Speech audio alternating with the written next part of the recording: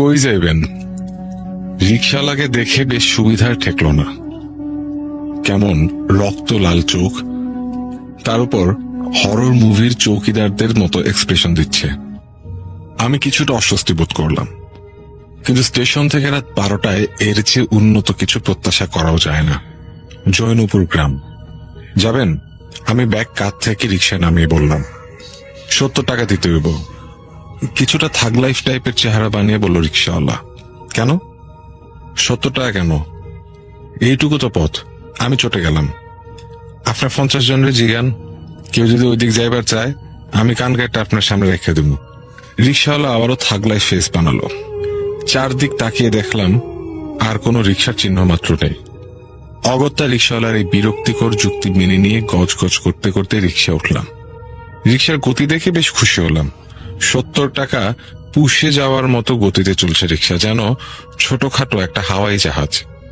জৈনপুর গ্রামের রোডটা স্টেশন ছাড়িয়ে পুরনো একটা ডাকঘরের বাম পাশে হালকা বাঁক নিয়ে ভেতরের দিকে চলে গেছে। কাঁচা রাস্তা, তার উপর চারপাশে ঘন জঙ্গল, এর উপর রাত। বিষয়টা একদম জমে গেছে। আমি সাধারণত এসব অ্যাডভেঞ্চারে মজা পাই, তার উপর হাওয়ার গতির রিকশা। গান শুনবো ভেবে ফোন হাতে নিয়ে দেখি চার্জ মাত্র 8%। আর গান শুনে চার্জ ক্ষয় না করার সিদ্ধান্ত নিলাম। দাদা আবার ফোন দিয়ে না পেলে বকাবকি করবেন। এমনিতেও সকাল থেকে কমপক্ষে 50 বার ফোন দিয়েছেন। কত দূর আসলাম, কিভাবে আসছি, শুধু এসব। এখন হয়তো বাড়ির সবাই জেগে অপেক্ষা করছে। জ্যেষ্ঠ নাতি ঘরে এসে ঢুকবে, তারপর ভালো মতো খাইয়ে তবেই শুতে যাবেন। ভাইজান, আপনার কোন বাড়ি যাইবেন? তরফদার বাড়ি। রিকশাওয়ালা ঘাড় ঘুরিয়ে আমার দিকে অবাক দৃষ্টিতে তাকালো, যেন আকাশ থেকে পড়েছে। ওই বাড়ি যায় কি করবেন? রিকশাওয়ালার উৎসুক প্রশ্ন। মানে? ওটা আমার দাদার বাড়ি, দাদা অসুস্থ, দেখতে যাচ্ছি। আমার কথা শুনে রিকশাওয়ালা কড়া ব্রেক দিল। তাড়াতাড়ি রিকশা থেকে নেমে গেল আর দোয়া দরুদ পড়তে শুরু করলো। হঠাৎ পালাতে শুরু করলো। আমি দৌড়ে গিয়ে ধরলাম। রিকশাওয়ালা থরথর করে কাঁপছে। আমাকে দেখে সে এমন ভাবে ভয় পাচ্ছে যেন ভূত দেখছে। কি হয়েছে ভাই, এমন করতেছেন কেন?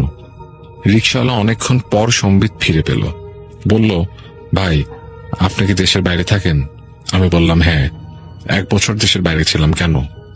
রিকশাওয়ালা সোজা হয়ে বসলো। আপনি কিছুই জানেন না? রিকশাওয়ালার ভনিতা দেখে খুব রাগ হলো। কিছুটা ঝেড়েই বললাম, কথা পেঁচায় বলার কি দরকার, সরাসরি বলেন কি বলবেন। রিকশাওয়ালা চোখ বড় করে বলল, গত বছর এক অসুখে তরফদার বাড়ির হগলো মরে গেছে, একজনও বাইসে নাই। রিকশাওয়ালার কথা শুনে আমার বিশ্বাস না হলেও গা হঠাৎ শীতল হয়ে গেল। ঘোর কাটাতে বললাম, ফালতু কথা বলবেন না, এসব ইয়ার কি আমার সাথে মারবেন না। আল্লাহর কিরা ভাই, আমি সত্য কইতেছি। গত বছর তরফদার বাড়ি পুরাটা কবরস্থান হয়ে গেছে। কি রোগ হয়েছিল কোনো ডাক্তার কবিরাজ কিচ্ছু কইতে পারে নাই। অন্য বাড়ির কেউ মরে নাই, আর ওই বাড়ির কেউ বাইচাও নেই। আমার গা কাঁপতে শুরু করলো। রিকশাওয়ালার কথা কেমন যেন বিশ্বাস হতে শুরু করলো। এমন সময় ফোন বেজে উঠল। দাদা ভাই ফোন করেছে। রিকশাওয়ালা ভাই, দেখো দাদা ভাই ফোন করছে। যদি তারা মরেই গিয়ে থাকে তাহলে কে ফোন করতেছে তুমিই বলো।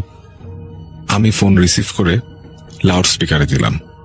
রিকশাওয়ালা এখনো চোখ বড় করে তাকাচ্ছে আমার দিকে। হ্যালো দাদা ভাই। কোথায় আছো তুমি দাদা ভাই? এই তো আমি পথে, রিকশায় আছি, আর 5-10 মিনিট লাগতে পারে। দাদা বললেন, আচ্ছা তাড়াতাড়ি আসো, আমরা অপেক্ষায় আছি। ফোন কেটে গেল। এবার শুনেছ তো রিকশাওয়ালা ভাই? ওনার কথা শুনছো তো? কি কইতেছেন আপনি? কার লগে কথা কইলেন? ওই দিক থেকে তো কেউ কথা কইল না। রিকশাওয়ালার কথা শুনে আমার গা জ্বলে গেল। তোর মাথা খারাপ হয়ে গেছে পাগল ছাগল? আমাকে বোকা বানানোর চেষ্টা করতেছিস? লুট করার ধান্দা? রিকশাওয়ালা কোনো জবাব দিচ্ছে না, যেন বাকরুদ্ধ হয়ে গেছে। তখন মনে পড়লো আমার ফোনের কল রেকর্ডিং গুলো চেক করা যেতে পারে। তাড়াতাড়ি করে রেকর্ডিং গুলো দেখতে লাগলাম। আজকে রেকর্ডিং গুলোর একটা চালু করে দেখলাম, এ কি, রিকশাওয়ালার কথাই সত্যি। শুধু আমার কথাই রেকর্ড হয়েছে, ও পাশের কোনো শব্দ নেই। সবগুলো রেকর্ডিংই একই রকম। ধপ করে বসে পড়লাম। মাথাটা কেমন যেন গুলিয়ে গেছে। মনে হচ্ছে শরীর নিস্তেজ হয়ে গেছে, পুরো শরীর ঠান্ডা হয়ে গেছে। মনে মনে যে কয়টি দোয়া দরুদ জানি সব পড়তে লাগলাম। রিকশাওয়ালাও ঠায় বসে আছে, তারও কোনো সারা শব্দ নেই। রাত গভীর হচ্ছে ক্রমশ। সাথে সাথে ভয়ও বাড়ছে। ভাই, আপনার নামটা তো জানা হলো না। আমার নাম শামসুদ্দিন। রিক্সাওয়ালার হতভম্ব ভাব তখনও কাটেনি। এদিকে রাত প্রায় 1টা পার হয়ে গেছে। দাদাবাড়ি যাওয়ার কথা ভাবছি। পৃথিবীতে আমার আপনজন বলতে তারাই। বাবা মাকে হারিয়েছি ছোটবেলায়। এরপর নানু বাড়ি ছিলাম পড়াশোনার জন্য। নানুরা শহরে থাকতো বলে। এরপর বিদেশ চলে যাই। সবই আমার খেয়াল খুশিপনা। গ্রাজুয়েশন করব, এই করব সেই করব, কিছুই হলো না। হুট করে নানা মারা গেল। গ্রাজুয়েশন শেষ না করেই গ্রাজুয়েশন ইনকমপ্লিট রেখেই চলে আসি। দাদা ভাই প্রায় ফোন করতেন। আমি দেশে আসার সাথে সাথে তার কড়া নির্দেশ যত তাড়াতাড়ি সম্ভব বাড়ি আসার। তার শরীর ভালো নেই, আমাকে দেখতে খুব ইচ্ছে করছে তার। কিন্তু এখানে এসে সব গুলিয়ে গেছে। কিন্তু আমি হাল ছাড়ছি না, আমি দাদাবাড়ি যাবই। শামসুদ্দিন ভাই, তুমি কি আমার সাথে তরফদার বাড়ি যাবা? ভাই, আপনার মাথা ঠিক আছে? সব তো নিজের কানে শুনলেন, এরপরেও যাইবার চান? আমার হঠাৎ কেমন যেন কান্না পেতে লাগলো। কাঁতো কাঁতো স্বরে বললাম, আমি আমার দাদা ভাইকে একবার দেখতে চাই। চলো না ভাই, আমি তোমাকে টাকা বাড়িয়ে দেব। আমার কথা শুনে রিক্সাওয়ালা বিড়বিড় করতে লাগলো। বোধহয় বলছে, এ কোন পাগলের পাল্লায় পড়লাম। বলাটাই স্বাভাবিক। কোন সুস্থ স্বাভাবিক মানুষ তো আর একটা মৃত মানুষকে দেখতে চাইবে না। হঠাৎ রিক্সাওয়ালা শামসুদ্দিন দাঁড়িয়ে গেল। রিক্সা ঘুরিয়ে আবার সেই ঝড়ের বেগে রিক্সা চালিয়ে চলে গেল। ভাড়াটাও নিয়ে গেল না। রাত 1টায় আমি আল্লাহকে ভরসা মেনে এমন একটা বাড়ির উদ্দেশ্যে যাচ্ছি যে বাড়ির সবগুলো মানুষ মৃত।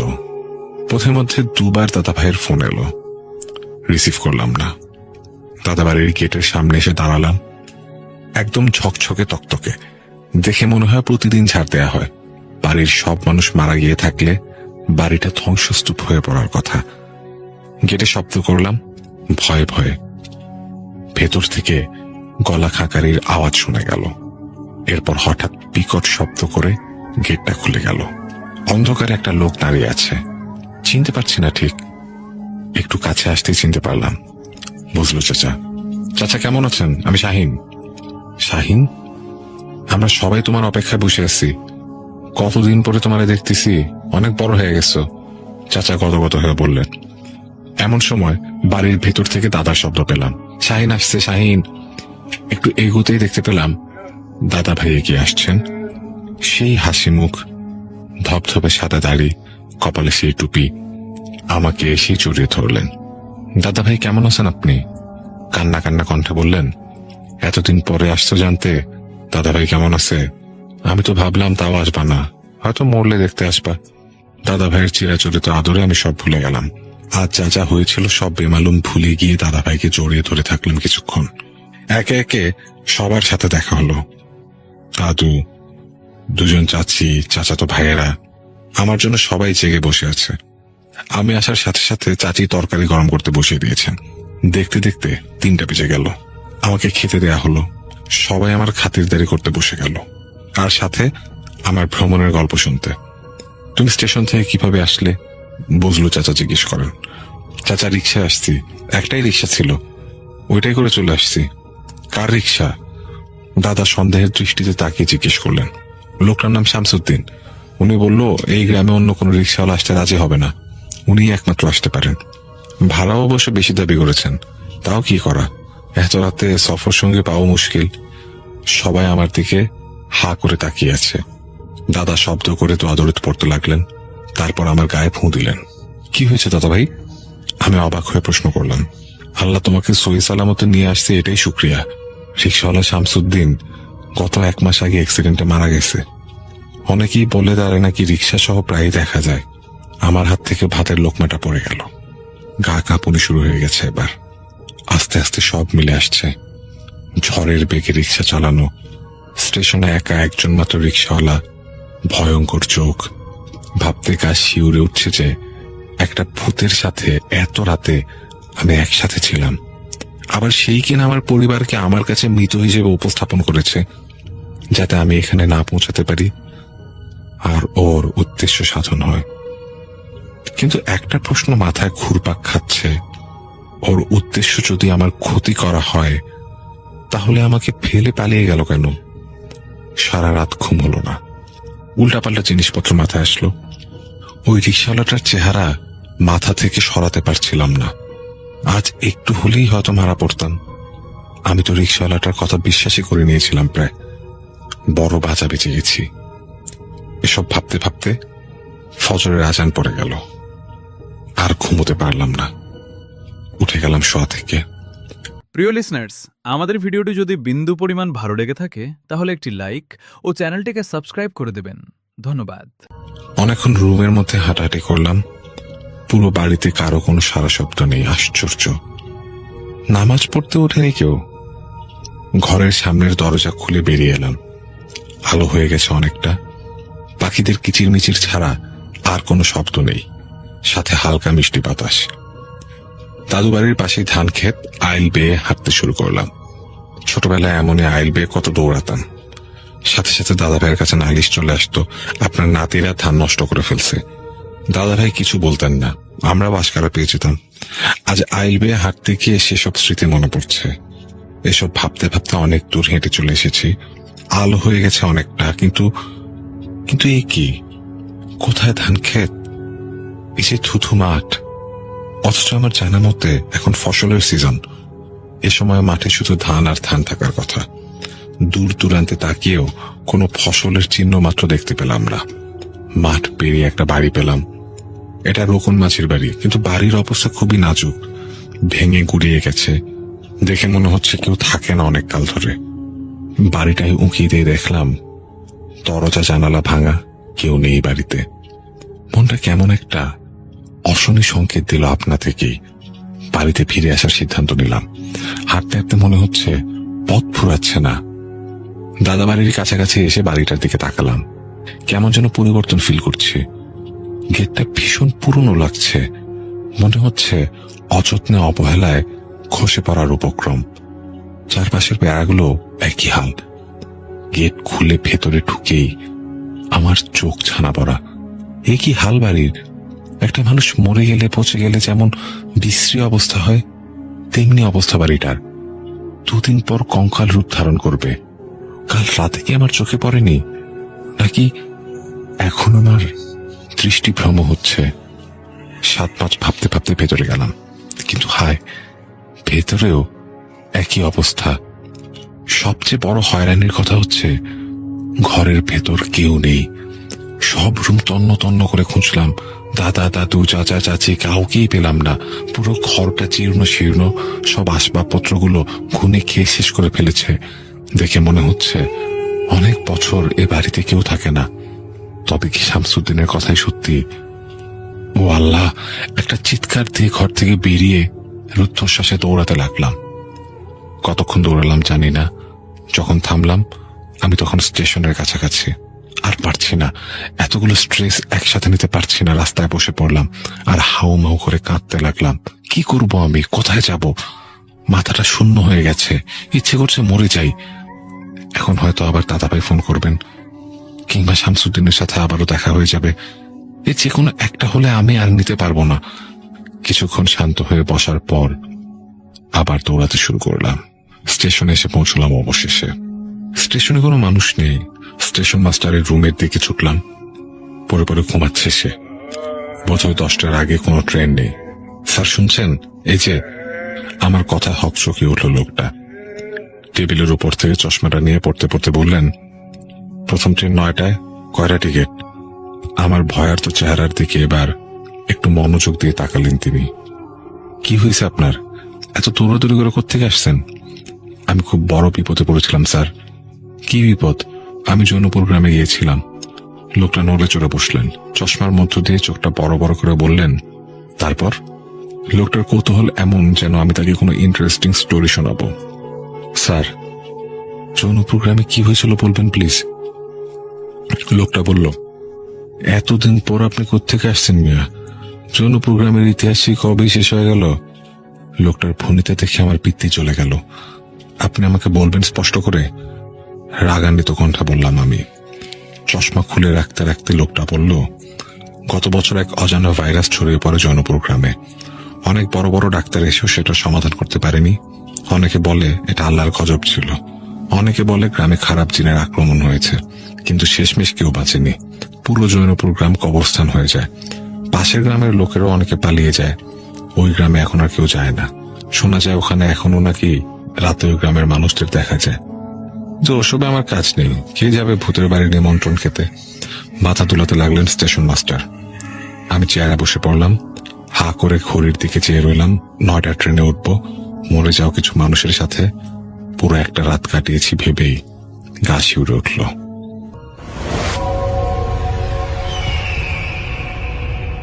আসসালামু আলাইকুম ওয়া রাহমাতুল্লাহি ওয়া বারাকাতুহু। আমি আজহার কক্সবাজার থেকে আপনাদের সাথে আছি। ঘটনাটা শুরু হয় আজ থেকে 32 থেকে 33 বছর আগে। নরসিংদী জেলার একটা প্রত্যন্ত গ্রামের একটা বৃত্তশালী ফ্যামিলি ছিল। আর যাকে নিয়ে আসলে ঘটনা, তিনি ছিলেন আলী সাহেব। আলী সাহেব একটা মেয়েকে ভীষণ পছন্দ করত। মেয়েটার নাম ছিল ইয়াসমিন। মেয়েটা দেখতে ভীষণ সুন্দর হয়। আলী সাহেব মেয়েটা প্রেমে পড়ে যায়। আর তিনি ছিলেনও স্কুলের সবচেয়ে সুন্দরী মেয়ে। ঘটনাটা যখনকার, তখন 1988 সাল। তো আলী সাহেব যে মেয়েটাকে পছন্দ করতেন, ইয়াসমিন, উনি ভীষণ সুন্দর হওয়ায় বিভিন্ন জায়গা থেকে তার জন্য বিয়ের প্রস্তাব আসতে শুরু করে। তো উনি তখন ক্লাস আপনার 9-এর ছাত্রী। বিভিন্ন জায়গা থেকে যখন ওনার বিয়ের প্রস্তাব আসা শুরু করে, তখন তো আলী সাহেব তার ফ্যামিলি সহ ওনার ওই মেয়ের বাড়িতে যান এবং বিয়ের প্রস্তাব পাঠান। কিন্তু ইয়াসমিন যিনি ছিলেন, ওনার ফ্যামিলি এই সম্পর্কটা মেনে নিতে পারেনি। ওনারা এখানে কোনো সম্পর্ক করতে চাচ্ছিলেন না। আলী সাহেবের ফ্যামিলি যথেষ্ট প্রভাবশালী হওয়ায় আলী সাহেব একটা কাজ করলেন, যে মেয়েটাকে তুলে এনে বিয়ে করলেন। বিয়ের পরে ইয়াসমিন বেগম ব্যাপারটা মেনে নিতে না পারলেও আস্তে আস্তে কিন্তু তিনি মোটামুটি বিষয়টা অ্যাকসেপ্ট করে নেন। তো এভাবে চলতে থাকে। চলতে চলতে 1990 সাল, তাদের বিয়ের 2 বছর পর ইয়াসমিন বেগম আপনার প্রেগনেন্ট হয়। সবাই তো অনেক খুশি, আলী সাহেব তো আরো বেশি খুশি। উনি তখন ইন্ডিয়াতে ইন্ডিয়া থেকে বিভিন্ন মালামাল এনে বাংলাদেশে বিক্রি করতেন। উনি একটা কাজে, প্রেগনেন্সির অলমোস্ট আপনার 5 মাস চলছে তখন। তো উনি একটা বিশেষ কাজে ইন্ডিয়াতে চলে যান। আর ঘটনার শুরুটা আসলে তখন থেকে। একদিন রাতে ইয়াসমিন বেগম ঘুমাচ্ছিলেন, হঠাৎ তিনি একটা স্বপ্ন দেখেন। স্বপ্নটা ছিল এরকম: ইয়াসমিন বেগম একটা বিশাল মরুভূমির মধ্যে দাঁড়িয়ে আছেন। চারপাশে থুথু বালি, কিছুই দেখতে পাচ্ছেন না বালি ছাড়া। তো হঠাৎ তার কাছে মনে হলো যে একটা পোর্টালের মতো, এমন যে কোন একটা পোর্টাল থেকে কেউ বেরিয়ে আসলো। এমন একটা অবস্থায় একটা কালো জুব্বা পরা মানুষ তার সামনে এসে দাঁড়ালো। দাঁড়ানোর পর ওই কালো অবয়বটা তাকে গম্ভীর কণ্ঠে বলছিল, তোকে আমাদের খুব পছন্দ হয়েছে। তোর বাড়ির পেছনে যে বড় আম গাছটা আছে, তার নিচে ঘুরে দেখবি একটা সোনার কলস, এর ভেতরে দেখবি মণিমুক্তায় ভরা। সব তোকে দিয়ে দেব, সব তোর, বিনিময়ে শুধু তোর বাচ্চাটা আমাদের দিয়ে দে। তো এই কথাটা বারবার উনি রিপিট করছিলেন, একই কথা। ওই কালো বাপটা বারবার রিপিট করার পর ইয়াসমিন বেগম হঠাৎ করে ঘুম থেকে চিৎকার দিয়ে জেগে ওঠেন। উনি চিৎকার দিয়ে জেগে ওঠার পর ওনার শাশুড়ি দৌড়ে আসেন। কি হয়েছে মা? তো উনি খুলে বললেন যে, মা, আমি তো এরকম এরকম বাজে একটা স্বপ্ন দেখেছি, এমন এমন দেখেছি। তো তো ইয়াসমিন বেগমের শাশুড়ি তখন ওনাকে বললেন যে, ঠিক আছে মা, সমস্যা নেই, আমি তোমার সাথে শুভ, সমস্যা নেই, এটা এমনিতেই এই অবস্থায় মানুষ স্বপ্ন দেখে, এটা কোনো ব্যাপার না। তুমি দরুদ পড়ো এবং কিছু সূরা পড়ে দেন ঘুমিয়ে থাকো। তো এভাবেই ওই রাতটা চলে যায়। ইয়াসমিন বেগম আর ওই রাতে ঘুমাতে পারে নাই, একদমই ঘুমাতে পারেনি সে। পরদিন তার স্বামী আলী সাহেব ব্যাক করেন ইন্ডিয়া থেকে। ব্যাক করার পর উনি সবকিছু খুলে বলেন যে, আমি এরকম এরকম বাজে একটা স্বপ্ন দেখেছি। আলী সাহেব ব্যাপারটা খুব একটা গুরুত্ব দেন না। ঠিক ওই রাতেই ইয়াসমিন বেগমের চোখটা খালি লেগে আসছে, ঘুম ঘুম একটা ভাইবস তার মধ্যে চলে আসছে, যে আধো ঘুম আধো জাগরণ, এমন একটা অবস্থায়। তো ওই মুহূর্তে চোখটা লাগতে সে দেখছে সে মরুভূমিতে দাঁড়িয়ে আছে, এবং এবার একজন নয়, 3 জন কালো জুব্বা পরা লোক ওখান থেকে বেরিয়ে আসলো। আসার পরে তাকে বলছে যে, তুই এসব কেন বললি? তোকে আমরা ছাড়বো না। তুই যদি এই আমাদের দাবি মেনে নিস, তুই যদি আমরা যা বলেছি তা করিস, তাহলে তুই সব পাবি, আর যদি না শুনিস তবুও তোর বাচ্চা আমরা নিয়েই যাব, তোর বাচ্চা আমাদের দিয়েই দিতে হবে। তো এই কথা শোনার পর তিনি আবারও চিৎকার করে ঘুম থেকে উঠে পড়েন। ঘুম থেকে ওঠার পর ওনার স্বামী তো ওনার সাথেই ছিল। তো আলী সাহেব হুড়মুড়িয়ে জেগে ওঠেন এবং তাকে জিজ্ঞেস করতে থাকেন যে কি হয়েছে, কি হয়েছে। ওই মুহূর্তে ইয়াসমিন বেগম প্রচন্ড কাঁপছিল। কাঁপতে কাঁপতে উনি বলছিল যে আমি আবারও সে স্বপ্ন দেখেছি, একই স্বপ্ন, কিন্তু এবার একজন নয়, এবার 3 জন ছিল। উনি ভয়ে খুব বেশি কথা বলতে পারছেন না, উনি কাঁপছেন তখনও। তো আলী সাহেব ব্যাপারটা একটু গুরুত্ব সহকারে মাথায় নেন। পরদিন সকালে উনি হুজুরের কাছে যান, এলাকারই একজন গ্রাম্য হুজুর, মসজিদের ইমামের কাছে যান এবং ওনার কাছে যাওয়ার পর হুজুরকে ব্যাপারগুলো খুলে বলেন। খুলে বলার পর হুজুর পানি পড়া দিয়ে দেন এবং আপনার একটা তাবিজ দিয়ে দেন যে এই তাবিজটা আপনার সাথে আপনার স্ত্রীকে বেঁধে দিবেন।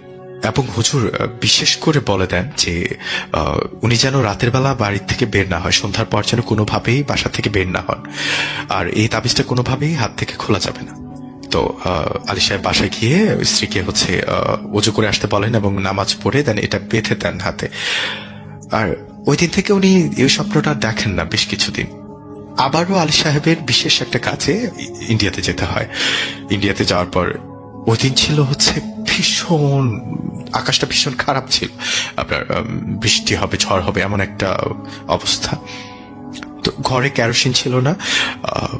ইয়াসমিন বেগমের শাশুড়িও তখন বাসায় ছিল না, বাড়িতে তেমন কেউ না থাকায় আলী সাহেবের ছোট 2টা ভাই ছিল, ওরা যে কোথায় গিয়েছে ইয়াসমিন বেগম ডেকেও তাদের পাচ্ছে না।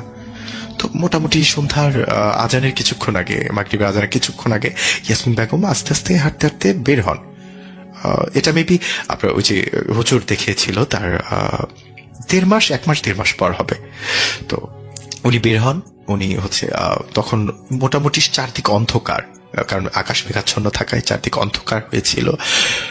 আর ঠিক তখনই উনি যখন হেঁটে যাচ্ছিল, আমি আগে রাস্তাটা বিবরণ দিই।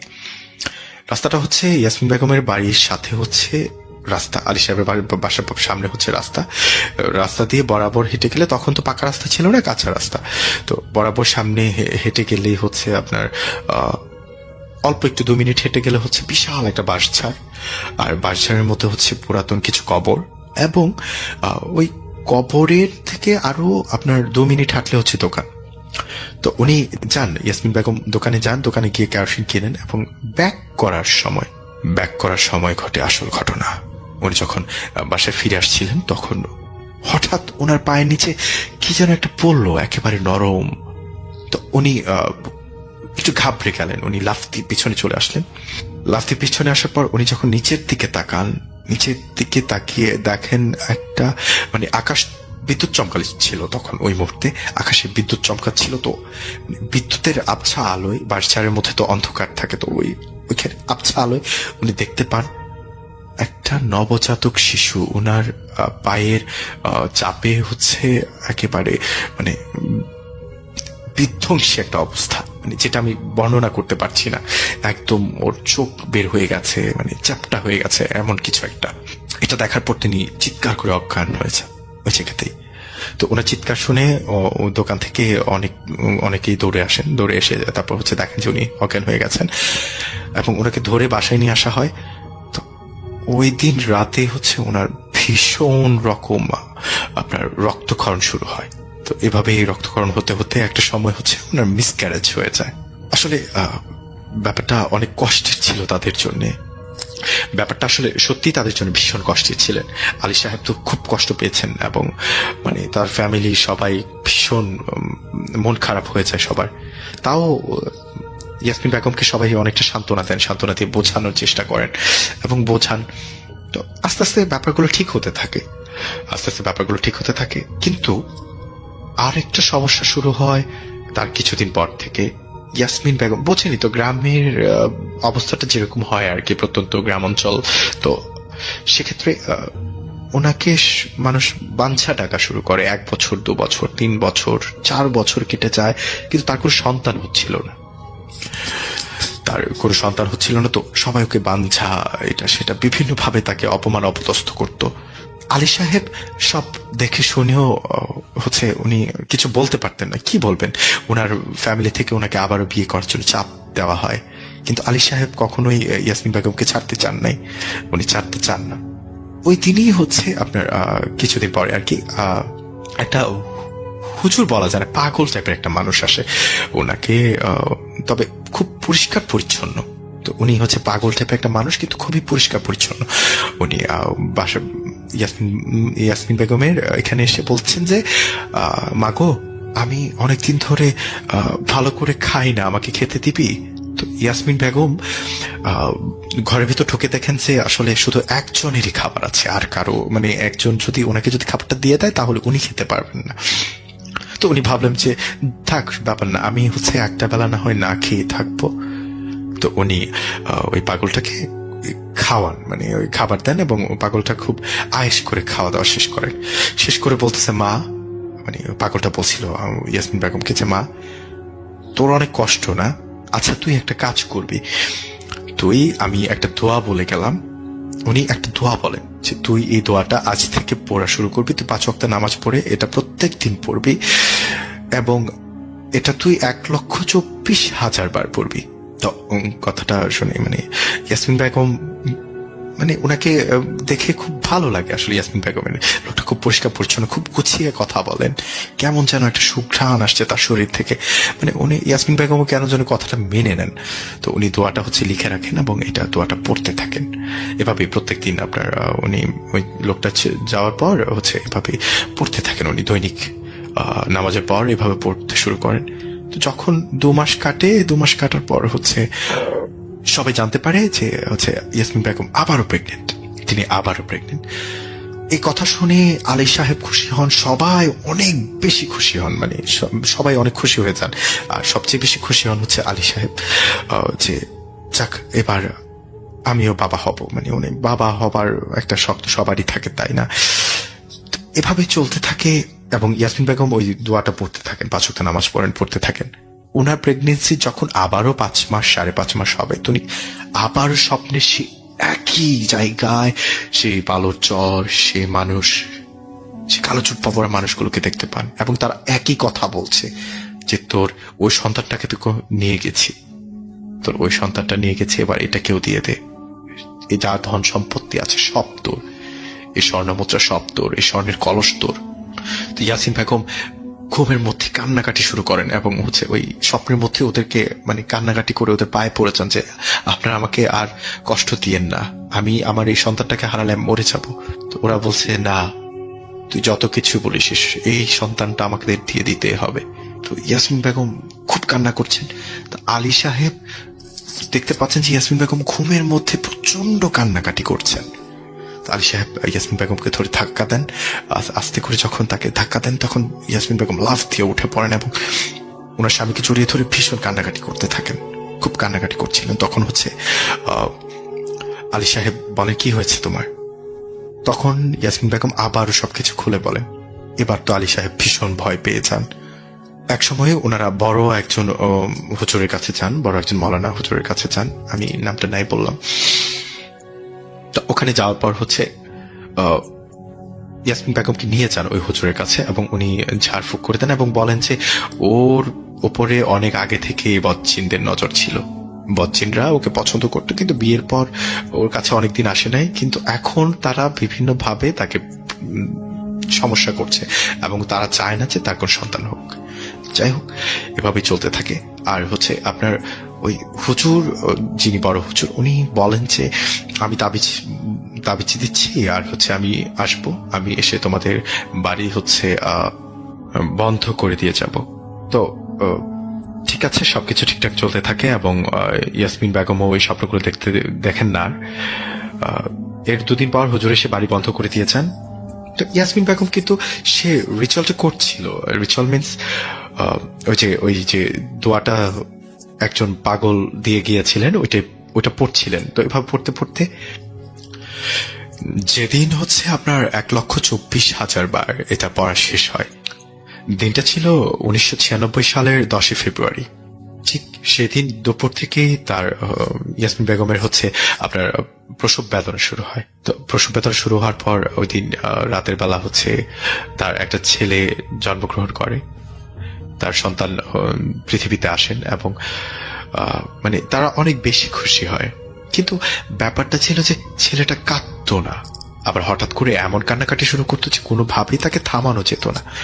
এই ব্যাপারটা নিয়ে তারা একটু প্রবলেমে ছিল। আস্তে আস্তে দিন কেটে যায়, বাচ্চাটা বড় হতে থাকে, কিন্তু ছেলেটার এই প্রবলেমটা থেকেই যায় যে ছেলেটা হচ্ছে হঠাৎ হঠাৎ করে এমন ভাবে কান্না করতো যে হচ্ছে কান্না করতে করতে সে একেবারে নীল হয়ে যেত। ছেলেটাকে নিয়ে আবার হচ্ছে ওই বড় হুজুরের কাছে যাওয়া হয় কিছুদিন পর। তো যাওয়ার পর হচ্ছে বড় হুজুর বলেন যে আসলে ওর উপরেও হচ্ছে ওদের নজর আছে, তো ওকেও একটা তাবিজ দিচ্ছি এবং হচ্ছে ওর প্রতি একটু খেয়াল রাখবেন। তো এভাবেই দিন কেটে যায় এবং আসলে সত্যি বলতে ওই ছেলেটার মধ্যে কিছু অলৌকিক শক্তি বলতে পারেন বা মানে যাই বলেন না কেন, তার মধ্যে একটা অনুভব ক্ষমতা ছিল। সে যখন দিনে দিনে বড় হতে থাকে তখন ও বুঝতে পারে যে ধরেন একটা জায়গায় দিয়ে হেঁটে যাচ্ছে, তো এখানে যদি কোনো অদৃশ্য শক্তি থাকে তখন তার মধ্যে কেমন যেন একটা ফিল হতো, সে বুঝতে পারতো বা তার সামনে অনেক কিছু আসতো, তার সামনে অনেক কিছু পড়তো, সে অদৃশ্য অনেক কিছু দেখতে পারতো। আসলে এ ছিল ঘটনার শুরু মাত্র। আমি এখনো হয়তো ঘটনা শুরুই করিনি। এই ছেলেটার লাইফে এমন কিছু ঘটনা আছে যা শোনার পর মানুষের শরীর শিহরিত হবে।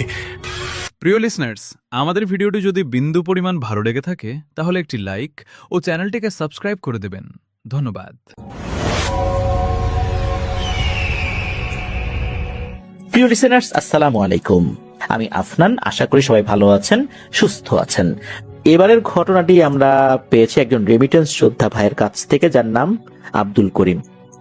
ওনার বাড়ি কুমিল্লা জেলার 14 গ্রাম উপজেলার আলকরা ইউনিয়নের লক্ষ্মীপুর গ্রামে। আর উনি যার কাছ থেকে ঘটনা শুনেছেন ওই ব্যক্তিটা ওনার সাথেই একসময় কাজ করতেন, এখন অবশ্য অন্য জায়গায় কাজ করেন। আর আব্দুল করিম ভাই বর্তমানে রয়েছেন সৌদি আরবের আভা শহরে। আর যার কাছ থেকে উনি ঘটনা সংগ্রহ করেছেন তার নাম হচ্ছে জমির হোসেন। তার বাড়ি খাগড়াছড়ি জেলার মাটিরাঙ্গা উপজেলার তাইদং ইউনিয়নের নোয়াপাড়া গ্রামে। এই যে জমির হোসেন ভাই, উনি আবার এই ঘটনাটি যার সাথে ঘটেছে তাকে খুব ভালোভাবেই চেনেন। সেই ব্যক্তির নাম হচ্ছে বশির। এই বশির ভাইয়ের বাড়িও কিন্তু ওই একই গ্রামে। তো ঘটনাটি আসলে যেভাবে জেনেছেন সেভাবেই আব্দুল করিম ভাইকে উনি বলেছেন, চলুন ঘটনা শুনুন।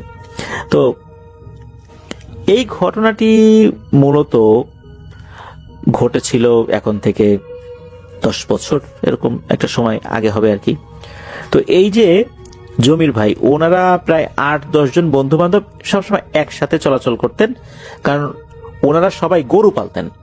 এই গরুগুলো নিয়ে বিভিন্ন জায়গায় যেতেন, পাহাড়ি বিভিন্ন জায়গায় যেতেন। গরুগুলোকে ছেড়ে দিয়ে ওনারা বন্ধুরা মিলে অনেক খেলাধুলা করতেন।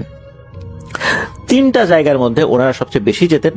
সেই জায়গা 3টার নাম হচ্ছে খালিকার ডোন, বদার ডোন, তিতালঙ্গা। এটা ওখানকার স্থানীয় নাম আর কি। তো ওই এলাকাগুলোতে নাকি জিন ঘটিত অনেক ঘটনাই ঘটে। একদিন হয় কি, এই যে বশির, এই বশির বন্ধুটা হঠাৎ করে কোথাও যেন উধাও হয়ে যায়। কোথায় গেল খুঁজেই পাওয়া যাচ্ছে না। হঠাৎ করে কোথায় উধাও হয়ে গেল কেউ জানে না, তার পরিবার থেকে কেউ জানে না। কেউ কি কিডন্যাপ করেছে না কি, কারণ পাহাড়ি এলাকায় অনেক সশস্ত্র গোষ্ঠী রয়েছে, তারাও কিডন্যাপ করতে পারে। কিন্তু এরকম কোনো আলামতও পাওয়া গেল না। কিডন্যাপ হলে তো মুক্তিপণ বা এরকম কোনো কিছু চাইতে পারে, এমন কোনো কিছু খবর আসলো না। তাহলে কোথায় গেল? আর যতটুকু সম্ভব তথ্য নিয়ে জানা গেল যে সে উধাও হওয়ার আগে শহর এলাকায় তাকে দেখা গিয়েছিল, কেউ কেউ তাকে দেখেছিল। তাহলে নিশ্চয়ই কেউ কিডন্যাপ করেনি। এরকম অনেক ধরনের কথাই এক একজন বলতে থাকে। কেউ বলে কিডন্যাপ করেছে, কেউ বলে করে নাই, সে নিজেই পালিয়ে গেছে, এরকম বিভিন্ন ধরনের কথা আর কি। তো বেশ অনেকদিন সে নাই, হঠাৎ করে সে আবার উদ্ভব হয় কোথা থেকে। তবে পূর্বে যেভাবে তাকে হাসি খুশি দেখা যেত, এখন আর সেটা দেখা যাচ্ছে না। সে চুপচাপ থাকতো, দরকার ছাড়া কারোর সাথে কথা বলতো না, আগের মতো খেলাধুলা করতো না, কারোর সাথে খুব একটা মিশতো না। পরিচিত কাউকে দেখলে কেমন আছিস, ভালো, এতটুকুই। কোথায় গিয়েছিল, কি হয়েছিল, এগুলা নিয়ে খুব একটা কথা বলতে সে চাইতো না। তো বন্ধু বান্ধবরা, বিশেষ করে কাছের বন্ধু বান্ধব, যেমন এই যে জমির ভাই, ওনার মতো এরকম আরো যে কয়েকজন আছে, একদিন খুব চাপাচাপি করে ধরেছে যে বলতেই হবে, কোথায় গেছিলি, তোকে কেউ কিডন্যাপ করেছিল, বলে যে না, কেউ আমাকে কিডন্যাপ করে নাই, আমি নিজেই চলে গেছিলাম। কোথায়? তখন সে জানায় যে সে ভারতে চলে গিয়েছিল, আসামে।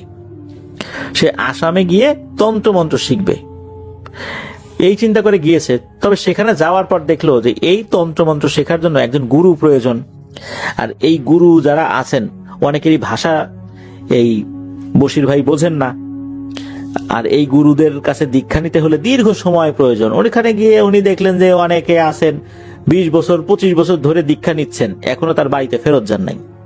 উনি চিন্তা করলেন যে এত ধৈর্য তো আমার নাই, আমি তো এরকম বছরের পর বছর ধরে এই গুরুকে খুশি করে আমি তন্ত্রমন্ত্র শিখতে পারবো না। আমার দরকার দ্রুত জিনিস, আমার দ্রুত কাজ হাসিল হওয়া চাই। কি উদ্দেশ্য না ছিল? ছোটবেলা থেকেই ওনার হচ্ছে ধন সম্পত্তির প্রতি বেজায় লোভ ছিল, মানে তাকে ধনী হইতে হবে, যে কোনো ভাবে তাকে ধনী হইতে হবে। উনি চিন্তা করলেন ধনী হওয়ার উপায় কি? এভাবে নর্মাল কাজ করে তো ধনী হওয়া যাবে না, আর লেখাপড়াও খুব বেশি দূর তো আগান নাই যে চাকরি বাকরি করে চাকরি পাবেন, সেই চাকরির টাকা দিয়ে উনি ধনী হবেন সেই সুযোগও নাই। ব্যবসা বাণিজ্য যে করবেন তাদের আর্থিক অবস্থা এরকম ভালো ছিল না। তাহলে ধনী হওয়ার উপায় কি? সেটা হচ্ছে তন্ত্রমন্ত্র শিক্ষা অর্জন করে যদি গুপ্তধন পাওয়া যায়। উনি শুনেছিলেন তন্ত্রমন্ত্রের মাধ্যমে গুপ্তধন হাসিল করা যায়, তাহলে উনি ধনী হয়ে যেতে পারবেন অল্প সময়। আসামে গিয়ে বেশ কিছুদিন ঘোরাফেরা করে যখন দেখলেন যে এই অবস্থা, তখন চিন্তা করেন ধুর, গুরুর কাছে কোনো দীক্ষাই নিব না, এর থেকে ভালো ঘোরাঘুরি করে জাদুর একটা বই কিনে নিয়ে যাই, সেই বই অনুযায়ী গুপ্তধন পাওয়ার চেষ্টা করব। সে একটা কি করছে, বই কিনে নিয়ে আসছে। মানুষ আসামে গিয়ে গুরু ধরে তন্ত্রমন্ত্র শেখে, সে ওই উদ্দেশ্যে গেল, যখন দেখলো বাস্তবতা ভিন্ন, তখন সে একটা বই কিনে নিয়ে আসছে। এই বই কিনে নিয়ে আসার পর থেকে সে বিভিন্নভাবে চর্চা করার চেষ্টা করে যে কোনটা করলে ভালো হয়, কোনটা করলে ভালো হয়। সে নাকি মাঝে মাঝেই একটা মুসলিম কবরস্থানে গিয়ে একটা ভাঙা কবরের ভিতরে বসে বসে সে বই পড়তে থাকে। এটা পড়তে পড়তে নাকি কিছু হাসিল হলেও হইতে পারে। তো এরকম চিন্তা থেকে সে যেহেতু এই কাজ করে, আর এই কাজ করতে গেলে সাধারণ মানুষের সাথে মেশা যাবে না, বেশি কথা বলা যাবে না, গম্ভীর হয়ে থাকতে হবে, এরকম বেশ কিছু নিয়ম কারণ নাকি করতে হবে বা পালন করতে হবে, এটাও ওই বইয়ে লেখা আছে। এই জন্য সে কারোর সাথে সচরাচর কথা বলতে চায় না, মিশতে চায় না। এরপর লোকজন বুঝলো, ও আচ্ছা, তাহলে এই ব্যাপার, বশির তাহলে এই ধান্দাতে হাওয়া হয়ে গেছিল, এখন আবার এই তন্ত্রমন্ত্রের বই নিয়ে এসে সে সেটা বিশ্লেষণ করে গুপ্তধন হাতানোর একটা চিন্তা ভাবনা করতেছে। তখন ওনারা আবার জিজ্ঞেস করলেন যে কিভাবে গুপ্তধন হাসিল করবি? তখন বলতে ওখানে অনেক ধরনের নিয়ম কারণ লেখা আছে, শ্মশানে গিয়েও করা যায়, লাশের পোড়া কিছু অংশ থাকে যেগুলো পোড়ে না, এগুলো দিয়েও করা যায়। এর মধ্যে আর একটা সহজ পদ্ধতি আছে, সেটাই এই বশির ভাই করবেন বলে জানালেন। বলে যে শ্মশানে যাওয়া আমার পক্ষে সম্ভব না, ওইটা খুব ঝুঁকিপূর্ণ কাজ, অপেক্ষাকৃত সহজ একটা কাজ আছে। কি সেই সহজ কাজ? তখন এই বশির ভাই বললেন যে একটা নির্জন স্থানে যেতে হবে রাতের বেলা, সেখানে গিয়ে একটা ছোটখাটো হোক বড় হোক একটা মাটির একটা পাত্র, এই পাত্রটা নিয়ে যেতে হবে, এর মধ্যে 11টা কলা এবং 1 কেজি দুধ রাখতে হবে। তবে একটা শর্ত আছে, এই মাটির পাত্রটা নিয়ে যাওয়ার পর এক নিঃশ্বাসে গর্ত করতে হবে, এক নিঃশ্বাসে যতটুকু গর্ত করা যায়, এক নিঃশ্বাসে গর্ত করে ওই পাত্রটা ওই গর্তের উপরে বসিয়ে দিয়ে ঘুরে এক নিঃশ্বাসেই 11 কদম পেছনে চলে যেতে হবে, ওই পাত্রের দিকে তাকানো যাবে না। এরপর পেছন দিকে ঘূর্ণি বায়ু হচ্ছে এরকমটা বোঝা যাবে, কিন্তু পেছন দিকে তাকানো যাবে না। 11 কদম আসার পর নিঃশ্বাস ছাড়া যাবে, তবে সেটা একবার নিঃশ্বাস ফেলে আবার দম টেনে নিয়ে 40 কদম হেঁটে যেতে হবে। কিন্তু ওই হাড়িটাকে পেছন দিকে রেখে 40 কদম হেঁটে যাওয়ার পর ওই হাড়ির দিকে না তাকিয়ে সোজা বাড়িতে চলে যেতে হবে। পরের দিন একই সময়, অর্থাৎ যেই সময়ে হাড়িটা ওখানে রাখা হয়েছিল 1 মিনিট আগে পরে না, ওইখানে যেতে হবে, গিয়ে ওই পাতিলটা আনতে হবে। তখন ওই পাতিলটা আর খালি থাকবে না, সেখানে থাকবে অঢেল সম্পদ, গুপ্তধন। এইটা নাকি ওই বইয়ে লেখা আছে। এইগুলো যখন ওই বশির ভাই জানতে পারছেন, তখন তার লোভ আরো বেড়ে গেল। ওই শ্মশানে গিয়ে মৃতদেহের অবশিষ্টাংশ এগুলো নিয়ে গুপ্তধন হাসিল করা এটা খুবই ঝুঁকিপূর্ণ। এর থেকে এটাই ভালো না যে হাড়ি রেখে আসবে, পরের দিন এসে দেখবে যে সব টাকা পয়সায় পূর্ণ হয়ে গেছে বা সোনা দানায় পূর্ণ হয়ে গেছে। এটাই তো অপেক্ষাকৃত সহজ। তো উনি ওই পদ্ধতিটাই অবলম্বন করার চিন্তা করেছিলেন। প্রিয় লিসেনার্স, এখানে আরো কিছু বিষয় রয়েছে, সঙ্গত কারণ আমি সেগুলো বলছি না, কারণ অনেকেই এটাই উৎসাহিত হয়ে এই কাজটি করার দুঃসাহস দেখাতে পারেন, যার কারণে আমি কিছু বিষয় কিন্তু অ্যাভয়েড করে গিয়েছি। তো যাই হোক, উনি এই কাজটি সত্যি সত্যি করতে গিয়েছিলেন পরবর্তীতে আর কি। মানে এটা তো প্রথম দিকে বলেছেন, এই আমাদেরকে যিনি ঘটনা দিয়েছেন তার যিনি কলিগ ছিলেন, অর্থাৎ এই যে জমির ভাইয়ের কাছে তো বশির ভাই বলেছেন। পরবর্তীতে এই যে যেই বশির ভাই উনি সত্যি সত্যি এই কাজটি করতে গিয়েছিলেন। তবে এই কাজটি করতে গিয়ে পড়েছিলেন ভয়ঙ্কর এক বিপদে। সেটি কেমন? সেটি হচ্ছে, উনি ঠিক এক রাতের বেলা এরকম মাটির একটা হাঁড়িতে 11টা কলা, 1 কেজি দুধ এগুলো নিয়ে বেরিয়েছেন। বেরোনোর পর উনি একটি নির্জন স্থানে গিয়েছেন, হাতে একটা কোদাল নিয়ে গেছেন, একটু দমটা বেশি করে নিয়ে হাঁড়িটা এক পাশে রেখে মাটির উপরে কয়েকটা কোপ দিয়েছেন কোদাল দিয়ে। ওই কয়েকটা কোপে যতটুকু মাটি সরে আর কি, সামান্য একটু গর্ত হয়, যেহেতু নিঃশ্বাস ছাড়া যাবে না। আবার কোদাল দিয়ে কোপ দিতে গেলে ফুসফুসের উপর চাপ পড়ে যদি নিঃশ্বাস একটু বেরিয়ে যায় তাহলে আরো ভয়ঙ্কর ঘটনা ঘটতে পারে। এই জন্য খুব সতর্ক থাকতে হবে। তো উনি যখন এই কাজটি করেছেন, অর্থাৎ কোদাল দিয়ে কোপ দিয়েছেন, এরপর হাঁড়িটা ওখানে রেখে পেছন দিকে যখন সরেছেন, মানে ঘুরে তো 11 কদম আসবেন, ওই 11 কদম আর আশা লাগে নাই, হঠাৎ করে পেছন থেকে ভয়ঙ্কর ভাবে ওনাকে আঘাত করা হয়। পেছন যে ঘূর্ণিবায়ু হবে এরকম কোনো কিছু না, সরাসরি ওনাকে আঘাত করছে। আর এরপর শক্ত হাত, এরকম হাত যদি কারো পিঠের উপর পড়ে জোরে জোরে, কেমন আঘাত লাগতে পারে, কেমন ব্যথা লাগতে পারে, ওই রকম মনে হচ্ছে। উনি দেখছেনও না যে আসলে এই কাজটা কে করছে, তবে এতটুকু বুঝতে পারছেন এটা মানুষের কোনো হাত হতে পারে না, এতটুকু ওনার কাছে মনে হচ্ছিল। এরকম পেছন থেকে মারতে মারতে কাছাকাছি থাকা একটা ঝর্ণার কাছে নিয়ে যায় এরা, মানে ধাক্কাতে ধাক্কাতে। ওই জায়গাটাতে 4টা ঝর্ণা রয়েছে, মানে ছোট ছোট 4টা ঝর্ণা বা ছড়া রয়েছে। 4টা ঝর্ণার পানি আবার এক জায়গায় এসে পড়ে। তখন অবশ্য ঝর্ণার পানি ওভাবে পড়ছিল না, মানে খুবই কম, ওরকম পানি নিচ পর্যন্ত ওভাবে আসছিল না। ওই অবস্থাতে নাকি এই বশির ভাইয়ের মাথাটা ওই কাদার মধ্যে চেপে ধরে ঢুকিয়ে দেয়, এরপর চলে যায় ওই অশরীরীগুলো। বশির ভাইয়ের তো সেন্স নাই, হারিয়ে গেছে। এর মধ্যে কি হয়েছে যে ওনার কিছুক্ষণ পরে সেন্স আসছে, মাথাটা এমন ভাবে ঢুকিয়েছে, ওই জায়গাটা কাদা থাকলেও শক্ত ছিল আর কি, ওনার নাকটা কাদার মধ্যে ঢোকে নাই, যার কারণে উনি নিঃশ্বাস নিতে পেরেছিলেন। ওনার যখন জ্ঞান আসে, উনি মাথাটা বের করেন, তখন আবার বৃষ্টি শুরু হয়েছে। আর বৃষ্টি যেহেতু শুরু হয়েছে, পাহাড়ের গা থেকে পানি ওই ঝর্ণা দিয়ে বেরিয়ে ওই জায়গায় এসে পরে। উনি মাথাটা বের করার পর খালি একটু পানির টাচ পেয়েছিলেন, পানি থেকে মাথাটা একটু দূরে সরিয়ে রেখেছেন, এরপর ওনার কিছু মনে নাই।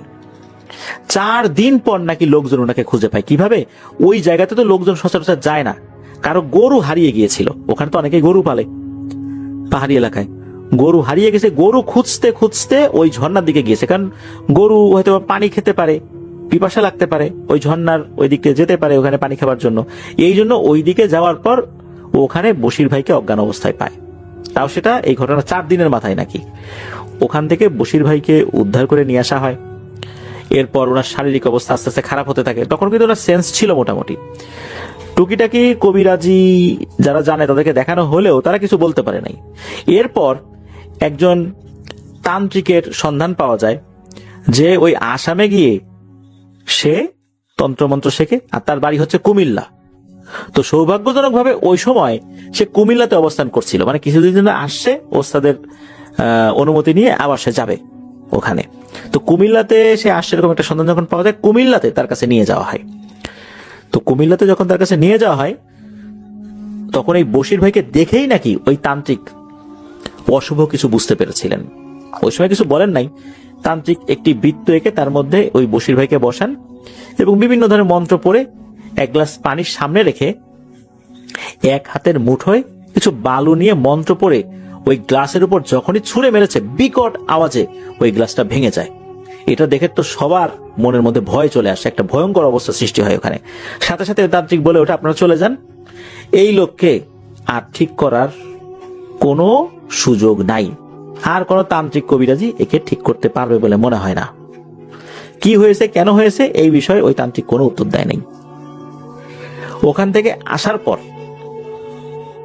এই বশির ভাই তো উনি সব কথা খুলে বলেছিলেন কি হয়েছিল ওখানে আসার বিষয়, অনেককেই বলেছিলেন, ওখানে যাওয়ার আগেও বলেছিলেন, কারণ তান্ত্রিক তো আর একজন দেখে নাই, এটা তো লাস্ট একজন দেখেছিল আর কি।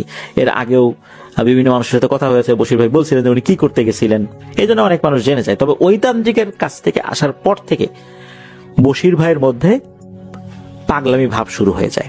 এরপর থেকে উনি পুরোই পাগল হয়ে যায় অল্প কিছুদিনের মধ্যে। সুস্থ অবস্থায় তো উনি এটা বলেছিলেন। এই বশির ভাই নাকি এখনো জীবিত আছেন, পাগল অবস্থাতেই আছেন। তবে উনি যে এলোমেলো ভাবে ঘুরে বেড়ান তা না, উনি ওনার পরিবারের সাথেই আছেন, তবে পাগল, ওনাকে আটকে রাখা হয়।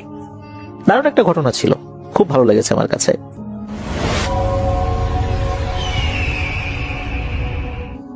হ্যালো লিসেনার্স, আসসালামু আলাইকুম। আশা করি সবাই ভালো আছেন আর ভালোর দলে আছেন। আমার নাম হচ্ছে রিপন, আমি এসেছি লালমিহাট থেকে। তো এখন যে ঘটনাটা আমি আপনাদের মাঝে শেয়ার করব, এই ঘটনাটা আমার কাছে শেয়ার করেছেন, তার নাম হলো সোহাগ। সোহাগের বাড়ি হচ্ছে রংপুর সিও বাজার এলাকায়। তো বেসিক্যালি এই ঘটনাটা সোহাগের নয়, এটা তার বন্ধু, তার নাম হচ্ছে সিফাত।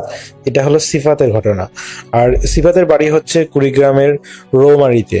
তো আমি সরাসরি ঘটনায় চলে যাচ্ছি।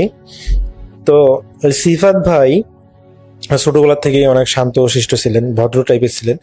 তো দেখা যায় যে যখন তিনি কলেজে পড়া শুরু করেন, বিশেষ করে তিনি আসলে উন্মুক্ত কলেজে পড়তেন, উন্মুক্ত যে বিশ্ববিদ্যালয় বা কলেজ যেটা বলে আমরা, তো ওইখানে পড়াশোনা করার সময় তো তিনি মেসে থাকতেন। তো ওই মেসে থাকা অবস্থায় তার অনেক বন্ধু তিনি দেখতেন যে তারা হলো সবাই রিলেশন করে, কিন্তু তিনি আসলে ছোটবেলার থেকে যেহেতু ভদ্র টাইপের ছিলেন, তো দেখা যায় যে তিনি কখনো রিলেশনে জড়ান নাই বা ওইভাবে কোনো মেয়ের সাথে আর কি রিলেশন করেন নাই। তো দেখা যায় যে ওই ম্যাচে থাকার পর তো দেখা আশেপাশে যত বন্ধু আছে বা যাদের সাথে সে মিশিয়ে দেখা যায় সবাই হলো রিলেশন করে বা প্রেম করে। তো দেখা যায় যে তারও এক সময় ওই সিফাতের এক সময় ইচ্ছা করে যে সে রিলেশন করবে, মানে মনের মধ্যে আর কি এরকম একটু ইচ্ছা জাগে, কিন্তু সে যেহেতু মেয়েদের সাথে কথা বলতে পারে না, এই কারণে তার আসলে রিলেশনটা ওইভাবে কারোর সাথে হয় না। তো তার আসলে বান্ধবীও তেমন নেই বলেই চলে। তো সে নিয়মিত যেহেতু ওই কলেজে যেত এবং ক্লাস করত, তো সেখানে একটা মেয়ের সাথে তার পরিচয় হয়। আর মেয়েটা প্রথমত তার বান্ধবী। তো বান্ধবীর সাথে যখন পরিচয় হয়, সেই মেয়েটাও আসলে দেখা যায় প্রয়োজনেই আসলে তার সাথে পরিচয় হয়। তো একদিন ক্লাসে আসলে একটা অ্যাসাইনমেন্ট করা হয়েছিল, যেটাতে সিফাত সেদিন আসলে কোনো একটা কারণে সে তাদের বাসায় চলে এসেছিল, যার কারণে সেই অ্যাসাইনমেন্টে যে বিষয়গুলো সেগুলো বিষয়ে সে আসলে জানে না। তো পরবর্তীতে ক্লাসে যখন ওই অ্যাসাইনমেন্টের হলো যেহেতু মার্ক যোগ হয়, তো সেই কারণে দেখা যায় যে তাকে ওই জিনিসটা কালেক্ট করার জন্য প্রয়োজন পড়ে, কিন্তু তার আসলে ওইরকম কোনো বন্ধু বান্ধব ছিল না। আর যারা ছিল তারাও আসলে ওই মানে ক্লাস করে না এরকম একটা অবস্থা। দেখা যায় যে ম্যাক্সিমাম গুলোই ক্লাস করে না, উন্মুক্ত যারা পড়ে সবাই ক্লাস করেই না, হাতে গোনা হয়তো বা 10% 20% ক্লাস করে। কিন্তু দেখা যায় যে ওই ক্লাসের ম্যাক্সিমাম মেয়েগুলো কিন্তু সবগুলোই রেগুলার ক্লাস করে। তো যেহেতু মেয়েগুলো রেগুলার ক্লাস করে এবং যেহেতু ওই জিনিসটা ইম্পর্টেন্ট, তো দেখা যায় যে এই কারণে সে একটা মেয়ের সাথে কথা বলে, নিজের থেকে কথা বলে এবং পরবর্তীতে তার কাছে অ্যাসাইনমেন্টটা নেওয়ার পর সে আর কি একটু মানে তার একটা হেল্প হয়। তো এইভাবে আসলে সেই মেয়েটার সাথে তার কথা বলা শুরু। তো পরবর্তীতে দেখা যায় যে সেই মেয়েটাও হলো অনেক দিন ধরে কলেজে আসতেছিল না, প্রায় 2 মাস কলেজে আসেনি। তো এই সময়ের মধ্যে আর ওই 2 মাস পরে আসলে যখন ক্লাস মেয়েটা আসা শুরু করেছে, তার ঠিক 2 মাস পরে তাদের পরীক্ষা সামনে। তো দেখা যায় যে মেয়েটা হলো 2 মাস না আসার কারণে অনেকগুলো অ্যাসাইনমেন্ট বা হচ্ছে আদার্স অনেক কিছু তাদের গ্যাপ হয়ে গিয়েছে ওই মেয়েটার। তো এই মেয়েটাও আর কি এই সুযোগে সিফাতের সাথে যোগাযোগ করে সমস্ত কিছু সাজেশন বা ইয়াগুলো নেয়, নোটগুলো নেয়।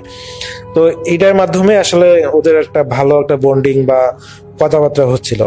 তো এক সময় তাদের ফোন নাম্বার বিনিময় করা হয় এবং তারা ফোনে কথা বলা শুরু করে। তো রাসেল ভাই, এখানে যেহেতু আমি প্রথমে বলছিলাম যে সিফাতের আশেপাশে যত বন্ধু বান্ধব আছে সবাই কিন্তু রিলেশন করে, কিন্তু সিফাত করে না।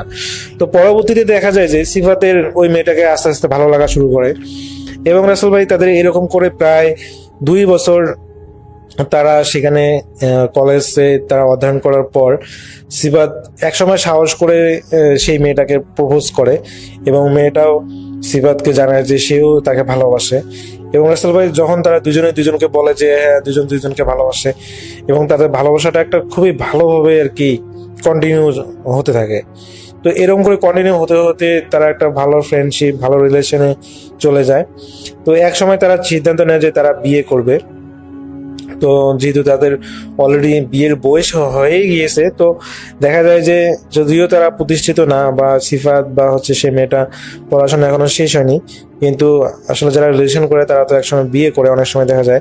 তো দেখা যায় যে ইতিমধ্যে হলো ওই মেয়েটার বাসাতে দেখা যায় যে ওদের বাড়ি থেকে বিয়ে দেওয়ার একটা চাপ তৈরি হয়। তো সেই কারণে সিফাত মেয়েটাকে বলে যে আমি তোমাকে বিয়ে করব, তো তুমি কি বলো। পরে আর কি মেয়েটা রাজি হয়, যেহেতু তার বাসা থেকেও বিয়ের চাপ দিচ্ছিল।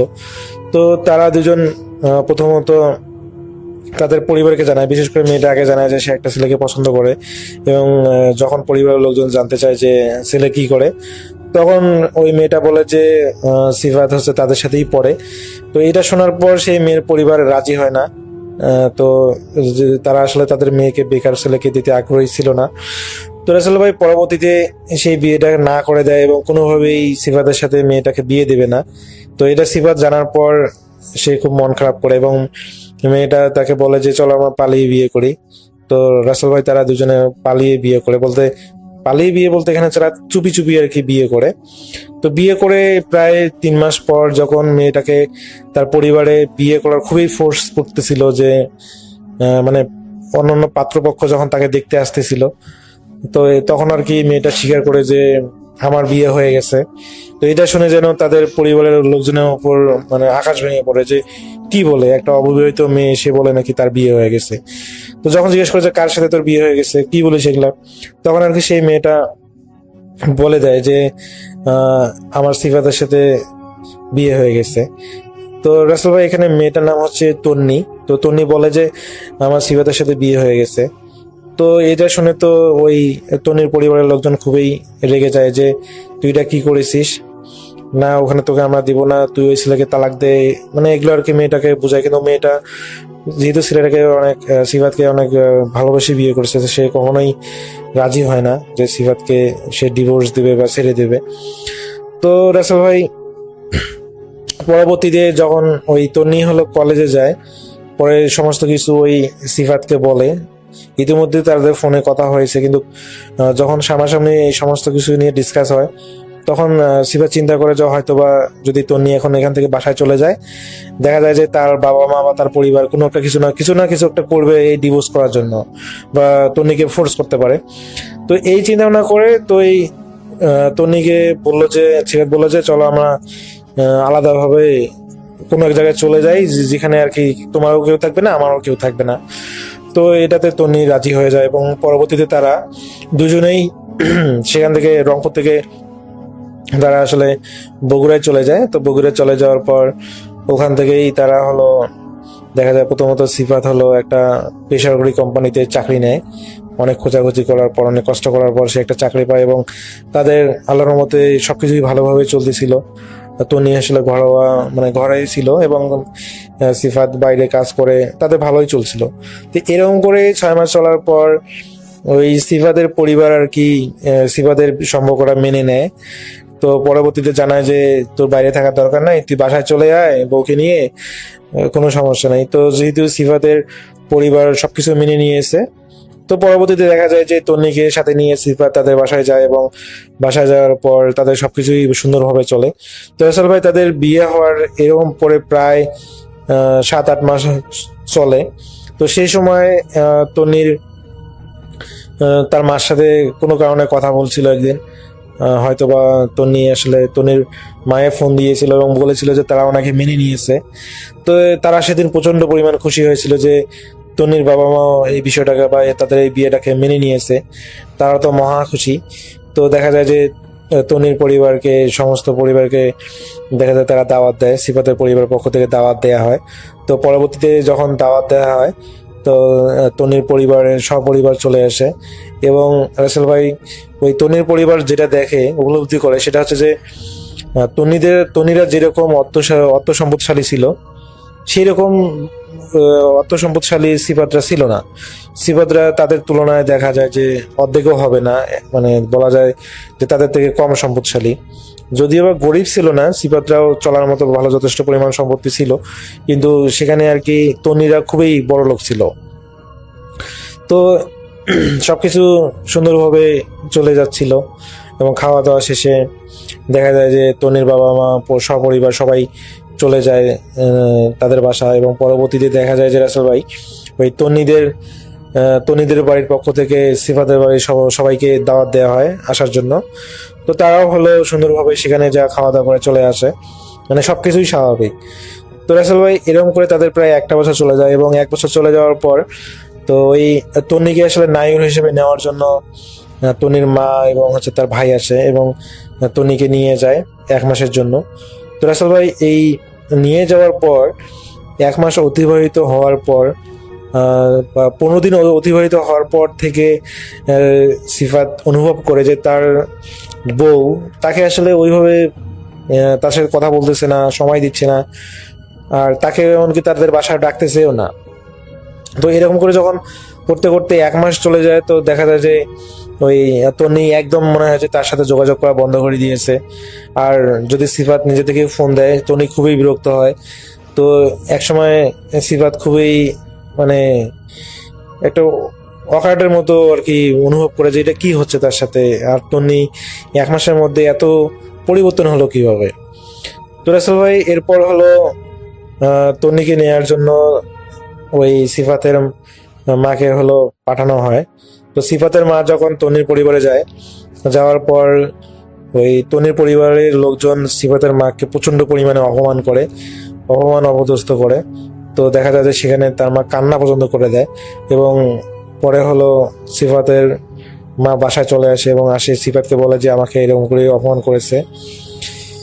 তো পরবর্তীতে সিফাত নিজে চলে যায় তন্নিকে নেওয়ার জন্য, এবং নিয়ে যাওয়ার পর দেখে যে তন্নির সাথে কোনোভাবেই দেখা করতে দিচ্ছে না, এবং পরবর্তীতে যখন কারণ জানতে চায় তখন ওরা কোনো কারণ জানায় না, বলে যে কোনো গরিবকে তাকে মানে গরিবের ঘরে তাদের মেয়েকে দিবে না, কোনো বেকার ছেলেকে তাদেরকে দিবে না। সিফাত যেন তন্নির সাথে যোগাযোগ করার চেষ্টা না করে, এটাই ভালো হবে, নাহলে সিফাতের অনেক বড় ক্ষতি হয়ে যাবে। এটা বলে আর কি সিফাতকে ফিরিয়ে দেয়। তো পরবর্তীতে সিফাত যখন তন্নির সাথে কোনোভাবেই কোনো ফোনে হোক বা সরাসরি কোনোভাবেই যোগাযোগ করতে পারতেছে না, তো সে অনেক ওই এলাকায় থেকে মানে তন্নির সাথে যোগাযোগ করার চেষ্টা করে। তো পরে জানতে পারে যে তন্নি আসলে এলাকাতেই নেই, তন্নিকে কোথাও পাঠিয়ে দেওয়া হয়েছে। তো এরপর আসলে এইভাবে কেটে যায় রাসেল ভাই প্রায় 6 মাস। তাদের বিয়ে হওয়ার 1.5 বছরও দেখা যায় যে 8 মাস বা 10 মাস তাদের ভালো কেটেছিল, পরবর্তীতে 6 মাস তাদের খুবই বাজেভাবে কেটেছে। তো রাসেল ভাই এরকম করে তাদের দেখা যায় যে 6 মাস কেটে যাওয়ার পর সিফাত এক ধরনের মানে পাগল প্রায় অবস্থা। সে অনুভব করে যে সে তন্নিকে খুবই মিস করতেছে, কিন্তু কোনোভাবেই তন্নিকে ইংগেজ করতে পারতেছে না। তো পরবর্তীতে সিফাত পুনরায় হলো ওই তন্নির সাথে যতভাবে যোগাযোগ করা যায় চেষ্টা করে, কিন্তু সবভাবেই যেন সে ব্যর্থ হয়। তো একদিন সে হলো কুড়িগ্রামে যায়, এবং কুড়িগ্রামে যাওয়ার পর সে আসলে ওই তন্নির সাথে দেখা করতে যায়নি, তার একটা বন্ধুর বাসায় গিয়েছিল সিফাত। তো সেই সময় ওই এলাকাতে তন্নির সাথে হঠাৎ তার রাস্তায় দেখা হয়। তো দেখা হওয়ার পর তন্নি মনে হয় যে তাকে চিনেই না, মানে তার ফেস বা হচ্ছে তার ব্যবহার এমনটাই যে সে সিফাতকে কোনোদিন দেখেনি বা চিনে না। তো সিফাত যখন সামনাসামনি যে কথা বলার চেষ্টা করে, তো তন্নি দেখে যে তাকে চিনে না। তো সে দেখা যায় যে অপরিচিত হিসেবে মানুষের সাথে যেভাবে আচরণ করে একজন, সেভাবে তন্নি তার সাথে আচরণ করতেছে। তো রাসেল ভাই এটাতে সে সিফাত প্রচন্ড পরিমাণে আঘাত পায়, এবং সে কি করবে বুঝতে পারতেছে না। সে অনেক কান্না করেও সে মেয়েটাকে বোঝার চেষ্টা করে, কিন্তু মেয়েটা যেন তাকে কোনোভাবেই চিনতে পারতেছে না। তো এইভাবে চলে যায় প্রায় রাসেল ভাই 1 বছর। এদিকে দেখা যায় যে রাসেল ভাই ওই সিফাতও ধীরে ধীরে শুকিয়ে যাচ্ছে, খাওয়া দাওয়া তার রুচি নেই, অনেক কিছু সমস্যা তৈরি হচ্ছে। তো এক সময় দেখা যায় সিফাত এতটাই শুকনা হয়ে যায় যে রাসেল ভাই, সে অনেক সুন্দর, দেখতে অনেক সুন্দর ছিল, স্মার্ট ছিল, তার ওজন প্রায় ছিল 75 কেজি সামথিং, লম্বা ছিল, অথচ সে এত পরিমাণে শুকিয়ে যায়, ওর ওজন প্রায় 40-এর কাছাকাছি চলে আসে। তো তার পরিবারের লোকজন খুবই টেনশনে পড়ে যায় যে তার ওই মেয়েটার কারণে হয়তো তাদের ছেলেটা আজকে এই অবস্থা। তো পরবর্তীতে যখন দেখে যে সিফাত একদম অসুস্থ হয়ে গেছে, তো পরবর্তীতে যখন অনেক ডাক্তার দেখা হয়, কোনো ডাক্তারেই কোনো কাজ হচ্ছিল না, কোনো ওষুধেই মনে হয় যে তার কাজ হচ্ছিল না। তো পরবর্তীতে এলাকার একজনের পরামর্শে বলে যে আপনারা উচিত আপনাদের ছেলেকে কোনো কবিরাজকে দেখানো, হয়তোবা ভালো মানে রোকাইয়ে পাবে। তো পরবর্তীতে তাকে একজন কবিরাজকে দেখানো হয় এবং রাসেল ভাই কবিরাজকে দেখানোর পর তাদের পরিবারের উপর যেন আকাশ ভেঙে পড়ে। সেই কবিরাজ জানায় যে তাদের ছেলেকে কালো জাদু করা হয়েছে। বলে যে কিভাবে কালো জাদু করা হয়েছে, তো বলে যে এরকম আপনাদের ছেলের মানে যে কাপড় চোপড়গুলো পরে সেখান থেকে কাপড় নিয়ে তার উপর কালো জাদু করা হয়েছে। তো এরপরে হলো ওই কবিরাজের মাধ্যমে আসলে রোকাইয়া করা শুরু করা হয় এবং পরবর্তীতে দেখা যায় যে সিফাত ঠিক হয়ে যায় এবং ঠিক হয়ে যাওয়ার পর সে সুস্থ হয় এবং একদম স্বাভাবিক হয়। কিন্তু সেই তন্নির কথা ভেবে বা তার কথা, যেহেতু তার বিয়ে করা বউ, তো তার কথা ভেবে ভেবে সে আসলে খুবই আপসেট থাকে। কিন্তু সে এখন সুস্থ। কিন্তু পরবর্তীতে রাসেল ভাই যখন ওই তন্নির সাথে আবার যোগাযোগ করার চেষ্টা করে সিফাত, সে জানতে পারে, ওই একই কবিরাজের মাধ্যমে জানতে পারে যে ওই তন্নিকেও নাকি হলো এমন ভাবে বশ করা হয়েছে যেন সে সিফাতকে ভুলে থাকতে পারে। এই কারণে আসলে ওই তন্নি চাইলেও এখন আসলে সিফাতকে চিনতে পারবে না। তো রাসেল ভাই এরকম করে চলার পর একসময় সিফাত খুবই মানে কষ্ট যেহেতু পায় এবং সেই মেয়েটাকে নিয়ে আর কত কষ্ট পাবে, এবং তার পরিবার তাকে জানায় যে তুই ওই মেয়েটাকে ভুলে যা, ওই মেয়েটাকে ডিভোর্স দিয়ে দে, তুই নতুন করে শুরু কর। কিন্তু কোনোভাবেই সিফাত পারতেছিল না। তো দেখা যায় এরকম করে তাদের কেটে যায় 2টা বছর এবং সে প্রায় 1 বছর 2 মাস ধরে তার বিয়ে করা স্ত্রীর সাথে কোনোভাবেই কোনো মাধ্যমভাবেই যোগাযোগ করতে পারতেছে না। আর যদিও সে এর আগে একবার রাস্তা দেখা পেয়েছিল, কিন্তু সে দেখেছে যে সে মেয়েটা তাকে কোনোভাবেই চিনে না। তো রাসেল ভাই এরপর সিফাত এক প্রকার বাধ্য হয়ে সেই মেয়েটাকে ডিভোর্স দেয় এবং ডিভোর্স দেওয়ার পর তো যখন সে তার ওই বন্ধুর এলাকাতে একদিন ঘুরতে যায়, সে জানতে পারে যে সেই তন্নির নাকি আজ থেকে 1 বছর আগেই বিয়ে হয়ে গেছে। এটা শুনে রাসেল ভাই তার জন্য মাথায় আকাশ ভেঙে পড়ে যে কি বলে, তাদের ডিভোর্স হয়ে যায় নাই, তার আগেই তারা তাদের মেয়েকে বিয়ে দিয়ে দিচ্ছে। তো এটা শুনে সে খুবই মর্মাহত হয় এবং তার করার কিছুই নেই, কারণ সে ইতিমধ্যেই ডিভোর্স দিয়ে ফেলেছে। তো রাসেল ভাই এরপর আসলে সিফাত দিয়ে মানে প্রথমত খুবই শক খাওয়ার পর আসলে তার পুনরায় স্বাস্থ্য ক্ষতি হয়ে যায়, কিন্তু পরবর্তীতে সে আস্তে আস্তে রিকভার করে। তো এখন আসলে সে ভালো আছে। তো সোহাগ যেটা জানিয়েছে তার বন্ধু এখন ঠিকঠাক আছে, সে এখন নাকি বিয়ে করে সংসার করতেছে, এখন সে ভালোই আছে। তো রাসেল ভাই এটাই ছিল সোহাগের ঘটনা। প্রিয় লিসনার্স, আমাদের ভিডিওটি যদি বিন্দু পরিমাণ ভালো লেগে থাকে তাহলে একটি লাইক ও চ্যানেলটিকে সাবস্ক্রাইব করে দেবেন। ধন্যবাদ।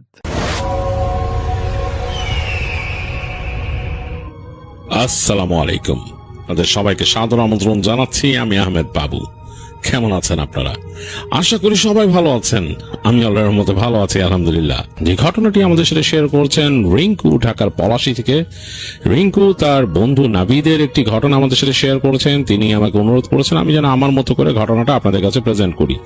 তা আমি চলে যাব রিঙ্কুর পাঠানো ঘটনায়।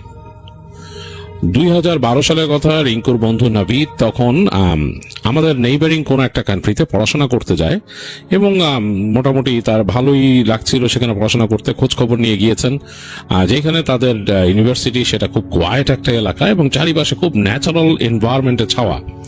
তো মানে খুব পছন্দ হয়েছে নাবিদের কাছে সেটা, এবং নাবিদ দেখছে যে তাদের যে ক্যাম্পাস, সেই ক্যাম্পাসটা মোটামুটি বেশ বড়, বন্ধু বান্ধব গুলা খুব ফ্রেন্ডলি, এবং ওইখানকার যারা লোকাল মানুষ তাদের সাথেও তার খুব ভালো সম্পর্ক হয়ে যায়। তো নাবিদ মোটামুটি বেশ এনজয় করছিল জীবনটা। তো ওইখানে তাদের যে ইউনিভার্সিটি এলাকা থেকে হেঁটে বের হলে বেশ সামনে গেলে বেশ সুন্দর রাস্তা আছে, এবং ওইটা অনেকটা পাহাড়ি এলাকা। হ্যাঁ, বেশ সুন্দর সুন্দর পাহাড় আছে, খুব সুন্দর এনভায়রনমেন্ট। তো ওইখানে হাঁটতে বেরোতো, নাবিদরা হাঁটতে বেরোতো, এবং দেখা যেত যে অনেক সময় দেখা যেত যে সন্ধ্যার সময় তারা হাঁটতে বেরিয়েছে আড্ডা দিতে দিতে, এবং দু একজন বন্ধু মিলে হাঁটতে হাঁটতে অনেক দূর সামনে চলে যেত। তো এরকম একটা সময় তখন শীত পড়া শুরু হয়েছে, ঠান্ডা, এবং ওখানে নাকি বেশ শীত পড়তে, এরকম একটা অবস্থা। তো নাবিদ একদিন তার বন্ধু দুইজনকে নিয়ে ঘুরতে বেরিয়েছে। তো তারা বন্ধুরা যেটা করতো, তারা কিন্তু তাদের ডর্ম থেকে বেরোলে সোজা লন আছে, লনের পাশেই সুন্দর ফ্লাওয়ার বেড, তারপরে মেন রাস্তা। আর মেন রাস্তায় তারা উঠতো না, মানে একটা সুন্দর পাকা রাস্তা আছে, ওইটা উঠতো না। তারা ওই তিনজন বের হয়েছে বাসার তাদের এই ডর্মের পেছনের অংশ দিয়ে। কারণ ডর্মের পেছনের অংশ দিয়ে বেরোলে আরেকটা রাস্তা আছে যেটা অনেক পুরানো, এবং ওইটা একেবারে অনেকটা ধুলো ধূসরিত অবস্থায় আছে। আর এই যে শীত পড়তেছে, গাছের পাতা ঝরে গেছে, এবং রাস্তাটা একদম আঁকা বাঁকা হয়ে চলে গেছে দূরে, পাহাড়ের ওখান দিয়ে ঢুকছে ঘুরে ওখানে গ্রামের ভেতর দিয়ে।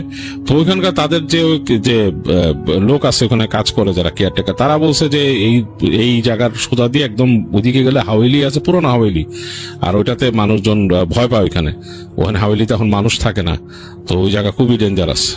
তো ওগুলা শোনার পরও ওরা কিন্তু নাবিদের এই দিক দিয়ে বেরোইতো। তো ওই দিনও বেরোইছে নাবিদ আর তার দুই ফ্রেন্ড, তারা তিনজন হাঁটতে হাঁটতে যাচ্ছে। তো এই গল্প করতে করতে, ধূমপান করতে করতে সামনে চলে গেছে। তো যে একটা জায়গায় যে দেখে যে সন্ধ্যা ঘনায় যাচ্ছে আর কি, তখন মানে একেবারে সূর্য ডুবো ডুবো অবস্থা। আর এই জায়গায় রাস্তাটা বাঁক নিয়ে গেছে, তাদের যে রাস্তা যেখানে তারা দাঁড়াচ্ছে সেখান থেকে ঢালের মতো নেমে গেছে অনেকখানি। এটা কিন্তু কাইন্ড অফ লাইক পাহাড়ের উপরের দিকে রাস্তাটা পড়ছে, তো ঢালের দিকে অনেক নেমে গেছে, নিচে আরো অনেক গাছগাছালি, এবং সুন্দর লাগতেছে সূর্যের আলোটা পড়ে, শেষ বিকালের জায়গাটা খুব সুন্দর লাগতেছে। তো তারা তিন বন্ধু এখানে গল্প গুজব করতে করতে ওখানে মানে বেশ সময় কাটাই দিল। এর মধ্যে একেবারে সন্ধ্যা ঢলে গেছে, এরকম পড়ে যাবে। তো নাবিদরা যখন ব্যাক করবে, অনেক ঠান্ডা, নাবিদের মনে হলো যে তার একটু জল বিয়োগ করার প্রয়োজন। তো সে দুই বন্ধুরে বললো যে আমি আসতেছি। সে আঙ্গুল দিয়ে দেখাইলো, সাইন দেখা, বললো যে আমি আসতেছি। তো বলে কোথায় যাবি? তার বন্ধুরা বলতেছে যে এইখানে। তো ওই দুই বন্ধুর মধ্যে তার এক বন্ধু হচ্ছে বাঙালি, মানে বাংলাদেশের, আর আরেক বন্ধু হচ্ছে ওইখানকার, যেখানে তাদের ইউনিভার্সিটি ওইখানকার।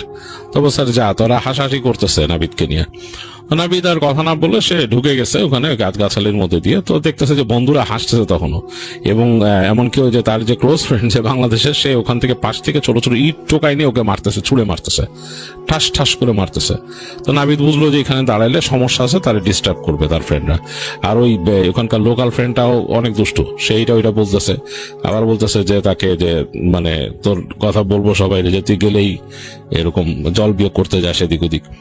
তো নাবিদ চিন্তা করলো যে যা, আমি একটু ভিতরে যেই করি, গাছগাছালি এখানে না করি। তো সে ওই হেঁটে গেল, ভিতর দিকে যাচ্ছে, এবং এদিকে তার বন্ধু কিন্তু সমানে তাকে ওই যে ছোট ছোট ইট টোকায় মারতেছে, ঠাস টুস করে মারতেছে। আবার বলে যে কই যাইতেছিস, ভিতরে যাইতেছিস বেশি এসে। যাই হোক, সে না শুনতে শুনতে সে একটু ভিতরে ঢুকে গেল। এর মাঝে কিন্তু সূর্যের আলো কমে আসতেছে, অনেকটাই কমে আসতেছে। মানে আর গাছগাছালি, সে যেহেতু আর একটু ভিতরের দিকে ঢুকছে, তো সুতরাং উঁচু গাছের উপরে রোদ লাস্ট যে রোদটা একদম লালিমাটা পড়ছে, ভেতরের দিকে কিন্তু অন্ধকার একটা। তো এক জায়গায় যেয়ে দেখলো যে নাবিদ যে না, ও বন্ধুদের কথাবার্তা এখন আর শোনাই যেতেছে না, প্রায় ওরা হাসাহাসি করতেছে বা যা বলছে খুব সামান্য একটু কথা আসতেছে, আর কিচ্ছু নাই। তো সে একটা গাছের গোড়ার মধ্যে, সেখানে সে চিন্তা করলো যে এখানে সে তার কাজ সারবে। তো যাই হোক, সে এরকম কাজ সারতেছে, তার প্রায় শেষ। এই সময় সে পেছন থেকে একটা নারী কণ্ঠ শুনলো। তো সে মানে তাকে বলতেছে যে কি করতেছে এখানে, ওইখানকার লোকাল ভাষা বলতেছে তারে। তো নাবিদ ভয় পেয়ে গেছে, সে ফট করে ফিরে তাকায় দেখে যে একটা মেয়ে বসা, মানে তার থেকে বেশ খানিকটা দূরে একটা গাছ কেটে নিছে আর কি। গাছের মানে মোটা একটা গাছ ছিল মনে হয়, তো সেটা কেটে ফেলা হয়েছে, গাছের গোড়াটা ওখানে রয়েছে। তো গাছের গোড়াটা আছে, কিন্তু গোড়াটা মানে শুকনা আর কি, মানে গাছটা অনেকদিন আগে কাটা হয়েছে বলছে। ওইটার উপরে একটা মেয়ে বসা। তো ওই গাছটা আগে নাবিদ খেয়াল করে না, এখন দেখলো যে মেয়ে বসে, এবং তখন কিন্তু সূর্য অনেক মানে পড়ে গেছে, বেশ অন্ধকার ওই জায়গায়। এর মধ্যে সে দেখতেছে মেয়েটার গায়ের রং ডার্ক এবং বেশ ঠান্ডার মধ্যে নাবিদ কিন্তু জ্যাকেট পরা এবং প্যান্ট, তার জিন্সের প্যান্ট পরা। এসে মেয়েটা দেখতেছে যে নর্মাল একটা কাপড়, ওখানকার খুব বেশি ঠান্ডা মানার মতো না, ওখানে বসে আছে এরকম। তো নাবিদ তাকে বলে যে মানে তোমার কি লজ্জা শরম নাই, তুমি আমার দিকে এরকম তাকাই করতেছো, আমি এখানে জল বিয়োগ করতে আসছি। তো মেয়েটা দেখতে হাসতেছে তাকে দেখে, তো এসে তাকে বলে কি এদিকে আসো, তোমার একটা জিনিস দেখাই বলে মেয়েটা এরকম হাত দিয়ে তাকে ডাক দেয়। তো নাভিদ খুব অবাক হয় যে তার কাছে মনে হয় যে সে কাইন্ড অফ মানে বাউন্ড হয়ে যায় মেয়েটার এই ডাকে, সে হাঁটা দেয় পেছনে পেছনে, যেখানে তার মানে মানা করার কথা বা সে একটু অবাক হয়ে যাওয়ার কথা যে এখানে মেয়ে এরকম শীতের সময় ভাবে দাঁড়ায় আসছে, এটা কেমন কথা। তো এটা চিন্তা করতে করতে সে ওই মেয়েটার পিছে পিছে হাঁটা দিছে। তো মেয়েটা হাঁটতেছে, তো নাবিদ তাকে জিজ্ঞেস করতেছে এখান থেকে তাদের ভাষায়, মানে ওইখানকার লোকাল ভাষায়, তুমি কে, কোথায় থাকো, তোমার বাসা কোথায়, হ্যাঁ তুমি আমাকে কোথায় নিয়ে যাচ্ছ, এরকম জিজ্ঞেস করতেছে সে। আর মেয়েটা বলতেছে আও না, তাহলে শুধু বলতেছে আসো আসো এখানে আসো বলে ডাকতেছে এরকম। তো সে যাচ্ছে মেয়েটার পিছনে পিছনে, এবং সে কিন্তু তার বন্ধুদের কথা প্রায় তার মাথায় নাই আর এর মধ্যে অন্ধকার হয়ে গেছে, শুধু মানে একেবারে যে ডার্ক হওয়ার আগে যে একটা আবছা ভাব থাকে চারিপাশে, সেরকম একটা ভাব। এবং যেখানে এখন নাবিদ ঢুকছে সেখানে হচ্ছে গাছের মেজ, মানে অসংখ্য গাছ, এরকম বড় বড় গাছ, মনে হচ্ছে যে একটু ফাঁক রেখে রেখে রেখে রেখে গাছগুলা হয়েছে আশেপাশে। আর তেমন কিছু দেখার মতো নাই, একটা মেজের মতো, হারায় যাওয়ার মতো জিনিসটা, এরকম একটা মেজ। এবং সেখানে সে দেখতেছে মেয়েটা যাচ্ছে গাছের মধ্যে মধ্যে দিয়ে, তো সেও মেয়েটাকে ফলো করে করে যাচ্ছে। এবং একটা সময় নাবিদের মনে হয়েছে যে নাবিদ পুরো জিনিসটা হারায় ফেলছে, যে তার এটা ছিল নাবিদের ভাষ্য, সে যেটা রিঙ্কুকে শেয়ার করছে, যে তার কাছে মনে হয়েছে যে তার কাজ একটাই, এই মেয়েটাকে ফলো করে যাওয়া। আর তার কাছে মনে হচ্ছে যে এই মেয়েটা অত্যন্ত রূপবতী, এবং মেয়েটা তাকে ডাকতেছে, তাকে যেতেই হবে মেয়েটার পিছে। মেয়েটা তাকে ডাকতেছে এবং একটু পরপর মেয়েটা ঘুরে তাকাচ্ছে, হাসতেছে এবং তাকে ডাকতেছে।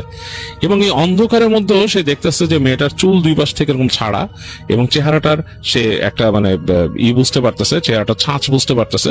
তো অসামান্য সুন্দরী মনে হচ্ছে তার কাছে। যাই হোক, তাকে ডাকতে ডাকতে নিয়ে যাচ্ছে, নাবিদও হাঁটতেছে, তার কিছু খেয়াল নাই। তো একটা জায়গায় যে দেখলো যে মেয়েটা দাঁড়ায় গেল, দাঁড়ায় যে হাসতেছে, তাকে আবার ডাকলো হাত দিয়ে। তো নাবিদ হেঁটে হেঁটে গেল কাছে, যে মেয়েটার সাথে তার তখন দূরত্ব হচ্ছে বেশি হলে 5 ফিট বা 7 ফিট এতটুকু দূরত্ব। সে সুন্দর একটা ঘ্রাণ পাচ্ছে, মনে হচ্ছে যে এই ঘ্রাণটা যে কোনো গাছের মানে বাকল থেকে আসে, এরকম একটা ঘ্রাণ তার নাকে আসতেছে, মানে একেবারে খুব অন্যরকম লাগতেছে নাবিদের কাছে। নাবিদ সেই ঘ্রাণটা তাকে আচ্ছন্ন করে ফেলছে, একদম মনে হচ্ছে সে মোহিষ্ট হয়ে গেছে। তো মেয়েটা তাকে এরকম আরো কাছে ডাকলো, নাবিদ আরো কাছে এগিয়ে গেল। তো একেবারে যখন নাকি সে কাছে চলে গেছে, মেয়েটা এরকম হাত বাড়াইছে তাকে ধরবে, তো সেও হাত বাড়াই দিচ্ছিল। তখন তার বন্ধুর চিৎকার আসছে পিছন থেকে, এবং চিৎকারে সে মনে সম্মিত ফিরে পাইছে, মানে মানে মানে বাস্তবতায় সে একটা স্বপ্নের জগতে ছিল, সে চিৎকারে সে মনে হলো সে বাস্তবে ফিরে আসলো। কেঁপে উঠছে, ঝাঁকি দিয়ে কেঁপে উঠে সে তাকায় দেখে যে সামনে কেউ নাই, এবং সে দাঁড়ায় আছে যেখানে, সেখানে একটা খাদ, তার নিচে বেশ নিচে চলে গেছে, একদম খাড়া চলে গেছে, ওইখান থেকে একটা নদীর মতো, খরস্রোতা নদীর মতো গেছে, এবং সে একদম পাড়ে দাঁড়ানো, এবং ওখানে কেউ নাই, নোবডি ইজ দেয়ার। নাবিদ নিজে তাকায় দেখে, এবং তাকায় দেখে যে আকাশে চাঁদ উঠে গেছে, মানে চাঁদের আলো পড়ছে এখানে, খাদের মধ্যে চাঁদের আলোটা পড়তেছে তার গায়ে, এবং সে একদম প্রান্তে দাঁড়ানো, তার একটা পা একেবারে প্রান্তে, সামনে কেউ নাই। পিছন থেকে তার বন্ধুর চিৎকার, এবং দুই বন্ধু চিৎকার করতেছে যে পিছনে আয় নাবিদ, পিছনে আয়। তো তখন সে তাড়াতাড়ি মানে ঘুরে পিছনে তাকায়, সে বোঝা যাচ্ছে না, এতটাই অন্ধকার পেছন দিকে গাছপালার আড়ালে যে বোঝাই যেতেছে না তার বন্ধু দুজন আছে। তো তারপরে সে হাঁটা দিল ওদিকে, একটু পরে দেখলো তার বন্ধুরা একটু এগো আসছে, দৌড় দিয়ে এসে তাকে ধরে বললো যে তুই কোথায় যেতেছিলি। তার বন্ধু তাকে গালি দিতেছে, ওখানকার লোকাল যে বন্ধু ছিল সে তাকে অনেক আজে বাজে গালি দিতেছে, তুই ওখানে কোথায় যেতেছিলি, তুই জানোস তুই যে জায়গাটা কত খারাপ, বলে তাকে টেনে নিয়ে ওখান থেকে তারা যাচ্ছে। তো বেশ খানিকক্ষণ, সে কিন্তু অনেক ভিতরে ঢুকে গেছিল, বেশ খানিকক্ষণ লাগলো তাদের ওখান থেকে বেরোইতে। শুধু বের হয়ে তারা যখন আসছে রাস্তায়, তখন দেখতেছে যে চাঁদের আলো আবার দেখা যাচ্ছে, এবং রাস্তাটা ধূসর, এবং মানে কেউ নাই রাস্তার মধ্যে, কেউ নাই।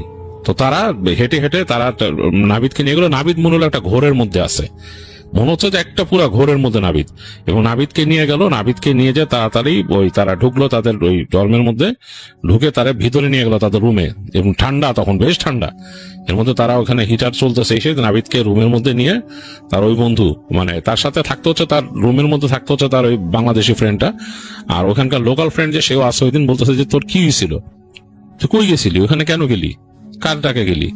তো নাবিদ বলে না তোরা দেখো নাই যে ওই যে একটা মেয়ে আমার এরকম ডাকে ডেকে নিয়ে গেল। বলছে কিসের মেয়ে, ওখানে কোনো মেয়েটা কিচ্ছু ছিল না, আমরা তো তোমার খুঁজেই পাই না অনেকক্ষণ থেকে নাই।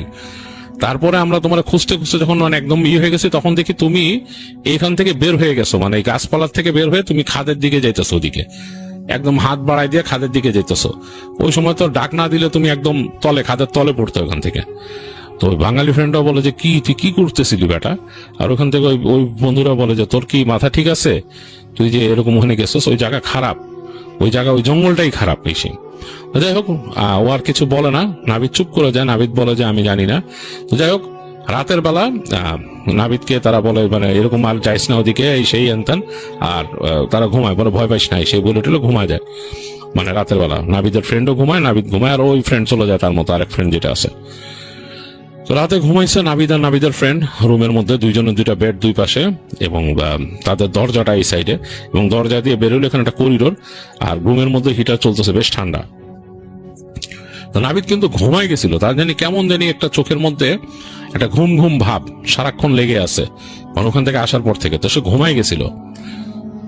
নিশি রাত হয়েছে যখন, তখন কিন্তু সে জানে না কয়টা বাজে, মানে অনেক রাত হয়ে গেছে, তখন তার হঠাৎ করে তার ঘুমটা ভেঙে যায়, এবং ঘুম ভাঙে যে সে কোয়াইট অ্যাওয়েক, মানে মনে হচ্ছে খুব এনার্জাইজড, এবং তার মনে হয় যে তার দরজার কাছে কোনো একটা সাউন্ড হলো রুমের দরজায়। তো সে ভালো মতো তাকায় দেখে সারা রুম অন্ধকার, আর রুমের পাশে যে জানালা আছে জানালাটার মধ্যে চাঁদের আলো পড়ছে, এবং তাদের ওখানে পর্দার ফাঁক দিয়ে চাঁদের আলো হালকা করে রুমের মধ্যে ঢুকছে। এই স্বল্প আলো আধারিতে সে দেখে তাদের রুমের যে দরজাটা খট করে খুলে গেল, এরকম করে খুলে গেল, এবং রুমের পাশে কিন্তু করিডোর দিয়ে ঠান্ডা বাতাস এসে রুমে ঢুকলো, মানে যে রুমের মধ্যে যে হিটারটা চলছে রুম হিটার, ওইটার বাতাসটা বের হয়ে যাচ্ছে, মনে হচ্ছে ঠান্ডা বাতাস একদম ফ্রোজেন বাতাসের মধ্যে ঢুকতেছে ঘরের মধ্যে। তো সে তাকায় আছে ওদিক দিয়ে, দরজা খুললো এরকমই করতেছে। তারপর সে দেখলো সে দরজার থেকে একটু দূরে একটা অবয়ব দাঁড়ায় আছে, এবং অবয়বটা দেখে নাবিদ স্পষ্ট বুঝতে পারলো যে এইটা সেই মেয়েটা যে তাকে ডাকছিল এখানে, এবং তাকে দেখে বললো যে তুমি চলে গেলা কেন, তুমি এদিকে তোমার বন্ধুদেরকে নিয়ে আসলা, ওখান থেকে বলতেছে তার লোকাল ভাষা, ওইখানে বন্ধুদেরকে নিয়ে আসলা, তুমি আমাকে রেখে চলে গেলা ওখান থেকে, আমি তো তোমার বন্ধুদের দেখে সরে গেছি এখানে, আসো আমার সাথে। নাবিদকে আবার ডাকে, এবং নাবিদ আবার সেই সম্মোহিতের মতো ওখান থেকে উঠে, বিছনার থেকে উঠে হেঁটে বের হয়ে যায়, এবং সে যে বের হয়ে গেছে সে কিন্তু একটা 3/4 প্যান্ট পরা আর একটা ফুল হাতা গেঞ্জি পরা, বাইরে কিন্তু ঠান্ডা, বেশ ঠান্ডা। এই ঠান্ডার মধ্যেও তার কোনো সেন্স নাই যে তার ঠান্ডা লাগতেছে, পা খালি, সে হেঁটে ওই করিডোর ধরে হেঁটে যাচ্ছে সামনে, এবং সে দেখতেছে তার থেকে, মানে এটা তার স্টেটমেন্ট পরবর্তীতে, যে তার সামনে তার থেকে 5-7 ফিট দূর দিয়ে মেয়েটা হেঁটে যাচ্ছে, এবং সে পুরা দেখতে পাচ্ছে মেয়েটা একই রকম ড্রেস পরা।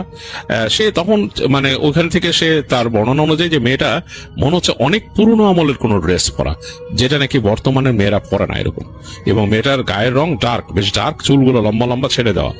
মেয়েটা হেঁটে হেঁটে যাচ্ছে তার সামনে 5-7 ফিট দূরে, এবং সে পেছনে পেছনে হেঁটে যাচ্ছে, এবং মেয়েটা সুন্দর সিঁড়ি দিয়ে নেমে গেল, নাবিদও ওখান থেকে সিঁড়ি দিয়ে নেমে গেল তার পেছনে পেছনে, এবং নেমে মেয়েটা সোজা তাকে নিয়ে গেল পেছনের দরজার দিকে, ওই যে সেই যে পেছনের রাস্তাটা, সেই রাস্তার দিকে। তো রাস্তার দিকে গিয়ে দেখলো যে দরজা খোলা, ওই দরজা কিন্তু বন্ধ থাকে, ওইটা একটা বড় গেট এরকম বন্ধ থাকে, দেখলো যে ওই যে মাঝখানের যে গেটটা সেটা খোলা, এবং ওইটা দিয়ে মেয়েটা বের হয়ে গেল। নাবিদও ওই মেয়েটাকে ফলো করে করে পেছনে বের হয়ে গেল। রাস্তায় বের হয়ে আসছে, এত ঠান্ডা বাতাস, নাবিদের কাঁপুনি লাগতেছে, কিন্তু নাবিদ কিন্তু কিছু ফিল করতেছিল না। তো নাবিদের মধ্যে নাকি দেখে যে দূর থেকে একটা কিছু আসতেছে চাঁদের আলোতে, এবং মেয়েটা দূরে দাঁড়ায় আছে, দূর থেকে চাঁদের আলোতে কিছু একটা আসতেছে, এরকম আস্তে আস্তে বড় হচ্ছে। তো নাবিদ এর মধ্যে ঘোড়ার পায়ের খুরের শব্দ পায়, মনে হচ্ছে যে ঘোড়া যেমন ছুটে আসে সেরকম। তো দেখতেছে যে একটা সাদা ধবধবে ঘোড়া, চাঁদের আলো পড়ছে তার গায়ে, এবং সে এই একটা ঘোড়া একটা বড় চ্যারিয়ট টেনে আনতেছে, এবং চ্যারিয়টটা অনেকটা রাজকীয় চ্যারিয়ট টাইপের, মানে বেশ বড়, এরকম বড় একটা চ্যারিয়ট টাইপের এরকম টেনে আনতেছে এটা। তো নাবিদ তাকায় আছে ওইটার দিকে, এবং চ্যারিয়টটার কালারটা অনেকটা তামাটে টাইপের, এবং তার থেকে বেশ খানিকটা দূরে, মানে মেয়েটা যেখানে দাঁড়া আছে তার থেকে খানিকটা দূরে যে চ্যারিয়টটা থামলো, ঘোড়া দুইটা পা উঁচা করে মাটিতে ফেললো আবার তার মতো সাউন্ড করে, এবং চ্যারিয়টের দরজা মেলে গেল, মানে খুলে গেল একপাশে। ওইখানে দেখলো এই মেয়েটা ওখানে গিয়ে উঠে বসলো, উঠে ওই চ্যারিয়টের মধ্যে বসে কান্না শুরু করলো, মানে খুব করুণ ভাবে কাঁদতেছে। আর চ্যারিয়টটা চলা শুরু করলো তার সামনে দিয়ে, টক টক টক টক টক করে চলা শুরু করলো। চলতে চলতে একদম তার দৃষ্টিগোচর, মানে দৃষ্টিসীমার বাইরে যাওয়ার আগেই দেখলো যে একবারে খাত থেকে পুরা লাফ দিল ঘোড়াটা, পুরা চ্যারিয়ট সহ নিচে চলে গেল, এবং ভয়ঙ্কর রকমের শব্দ হলো। নাভিদ পুরো জিনিসটা দেখে ভয়ে কেঁপে উঠলো থরথর করে, এবং এই সময় যখন এই চ্যারিয়টটা ভেঙে গেছে তখন তার মানে সম্বিত ফিরে পাইলো সে। সম্বিত ফিরে পাওয়ার সাথে সাথে সে দেখলো তার থেকে কয়েক হাত দূরে বসে ওই মেয়েটা কাঁদতেছে, এরকম করে দুই হাত দিয়ে মাথা এরকম দিয়ে কাঁদতেছে মেয়েটা, এবং কান্নাটা খুব ভয়ঙ্কর। নাভিদের কাছে খুব ভয় লাগলো কান্নাটা, শব্দটা শুনে। এই সময় সে হঠাৎ করে দেখলো যে ওইখানে সাউন্ড হয়েছে গেটের কাছে, হ্যাঁ মানে মানে ই করতেছে, মানে জোরে জোরে সাউন্ড করতেছে এখানে, যে এই কে এখানে, মানে ওখানকার লোকাল ভাষায় বলতেছে। তো নাভিদ মানে পুরোপুরি তখন মানে তার সেই সম্মোহন টাইপের যেটা হয়েছিল ওটার বাইরে চলে গেছে, সে বাস্তবতায় ফিরে আসছে। তো পিছন ফিরে এসে তাকায় দেখে যে হাতে ওই যে নিয়ে বাতি নিয়ে, ওই লণ্ঠন নিয়ে ওখানকার যে গার্ড সে আসছে, আইসা মানে অবাক হয়ে তাকায় আছে নাভিদের দিকে, এবং নাভিদ তখন থরথর করে কাঁপতেছে। তো সে নাভিদ, ওই লোকটা তাড়াতাড়ি নাভিদের কাছে আছে, বয়স্ক ছিল লোকটা, সে এসে নাভিদকে ধরে দেখে বরফের মতো হয়ে গেছে নাভিদ। সে নাভিদকে ধরে তাড়াতাড়ি ভেতরে নেয়, ভেতরে নিয়ে তার রুমে নিয়ে আসে, গেট লাগায় দেয়। তো লাগাই দিয়ে তখন নাভিদ শুনতেছে আর কি, নাভিদের বন্ধুকে উঠাইছে ওই লোকটা, উঠায় বলতেছে যে তোমার বন্ধুকে সাবধানে রাখো, তার উপরে চুড়াইলের নজর পড়ছে। তো তার বন্ধু বলছে চুড়াইলের নজর মানে কি? বলে আমাদের এখানে কিন্তু চুড়াল আছে, এই চুড়াল খুব খারাপ চুড়াল। আর এই চুড়ালের ঘটনা কি, এই চুড়ালটা এখানে অত্যাচারিত হয়ে এখানে মানে মারা গেছিল ওই হাওয়েলির মধ্যে, এবং সে তাকে ওই যে ওখানে দেখছো ওই যে জঙ্গল, ওই গাছের ওইখানে এনে তাকে মানে ই করছিল, শাস্তি দিছিল তার কিছু ইসের জন্য। তো এরপর থেকে চুড়াল কিন্তু এইসব জায়গায় ছেলে দেখলে ই করে, তার তোমার বন্ধুর উপর চুড়ালের নজর পড়ছে, ওরে সাবধানে রেখো, ও কিন্তু সমস্যায় পড়বে। ও যে দরজার বাইরে গেছিল এখানে তুমি জানো কিছু? তো তার বন্ধু রুমমেট বলে না আমি তো জানি না, বলো দরজার বাইরে গেছিল এই সেই হ্যান। তো যাই হোক বলো ওরে দেখে রেখো, চুড়াল কিন্তু ওরে ধরে নিয়ে যাবে রাত্রেবেলা যে কোনো সময় এরকম। তো নাভিদকে জিজ্ঞেস করে তার বন্ধু যে কি হয়েছিল, তো ওই লোক তখন তাকে কিছু বলে তার মতো সে মাথায় হাত টাত বুলায় দেয়। বয়স্ক লোক তো, সে নাভিদকে কম বয়সী ছেলে, তা মনে হয় তার ছেলের মতো মনে হয়, মাথায় হাত টাত বুলাই দিয়ে তার মতো সে প্রার্থনা করে চলে যায় ওখান থেকে, বলে সাবধানে রাখতে। নাভিদের বন্ধু বলে যে তুই কই গেছিলি? তখন নাভিদ বলে যে আমার যতটুকু মনে মনে পড়ে সবকিছু ভাষা ভাষা লাগে, বাট আমি এরকম এরকম দেখছি, এরকম এরকম গেছি। তো বন্ধুরা বলে দোস্ত তাহলে তো সুবিধার না, তোর তো আসলে কিছু একটা হয়েছে।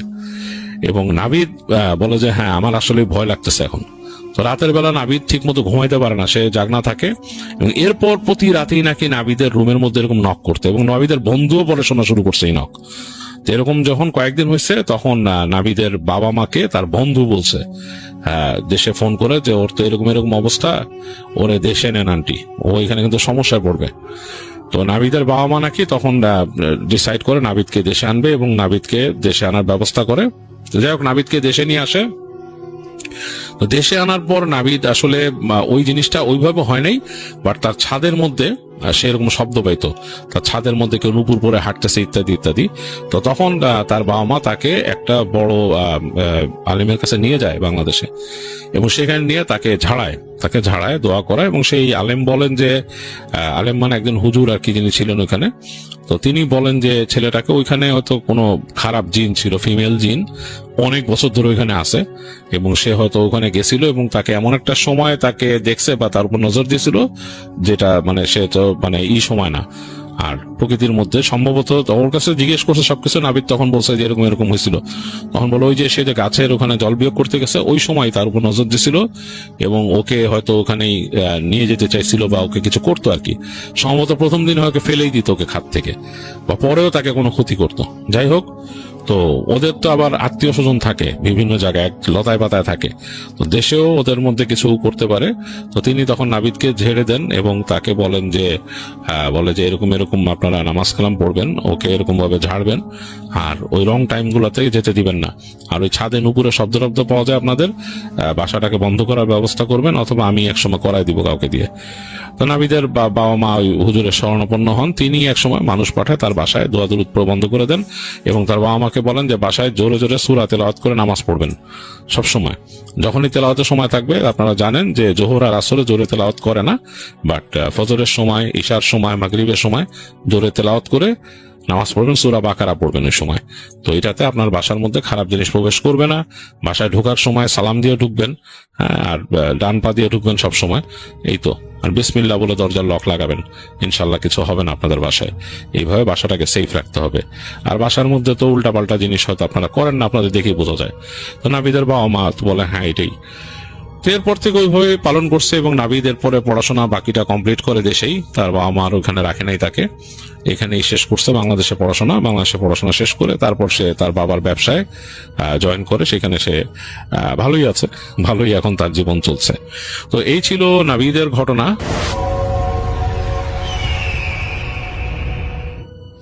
হ্যালো লিসেনার্স, আসসালামু আলাইকুম। আশা করি সবাই ভালো আছেন আর ভালো দলে আছেন। আমার নাম হচ্ছে রিপন, আমি লালমোহর থেকে বলতেছি। তো আজকে যে ঘটনাটা আমি আপনাদের মাঝে শেয়ার করব, এই ঘটনাটা আমার কাছে শেয়ার করেছেন, তার নাম হলো আমার চাচাতো ভাই সজীব। তো সজীব এবং হচ্ছে আমার বয়স একই রকম। দেখা যায় যে আমার যখন আমার বয়স যদি হয় 25, তারও বয়স 25, বিষয়টা এরকম। তো আগে এই ঘটনাটা আজ থেকে প্রায় হলো 15 বছর আগে, যখন আমাদের বয়স 10 থেকে 12 বছর, সেই সময়কার ঘটনা। তো আমি প্রথমে আসলে প্রেক্ষাপটটা বলে নিই।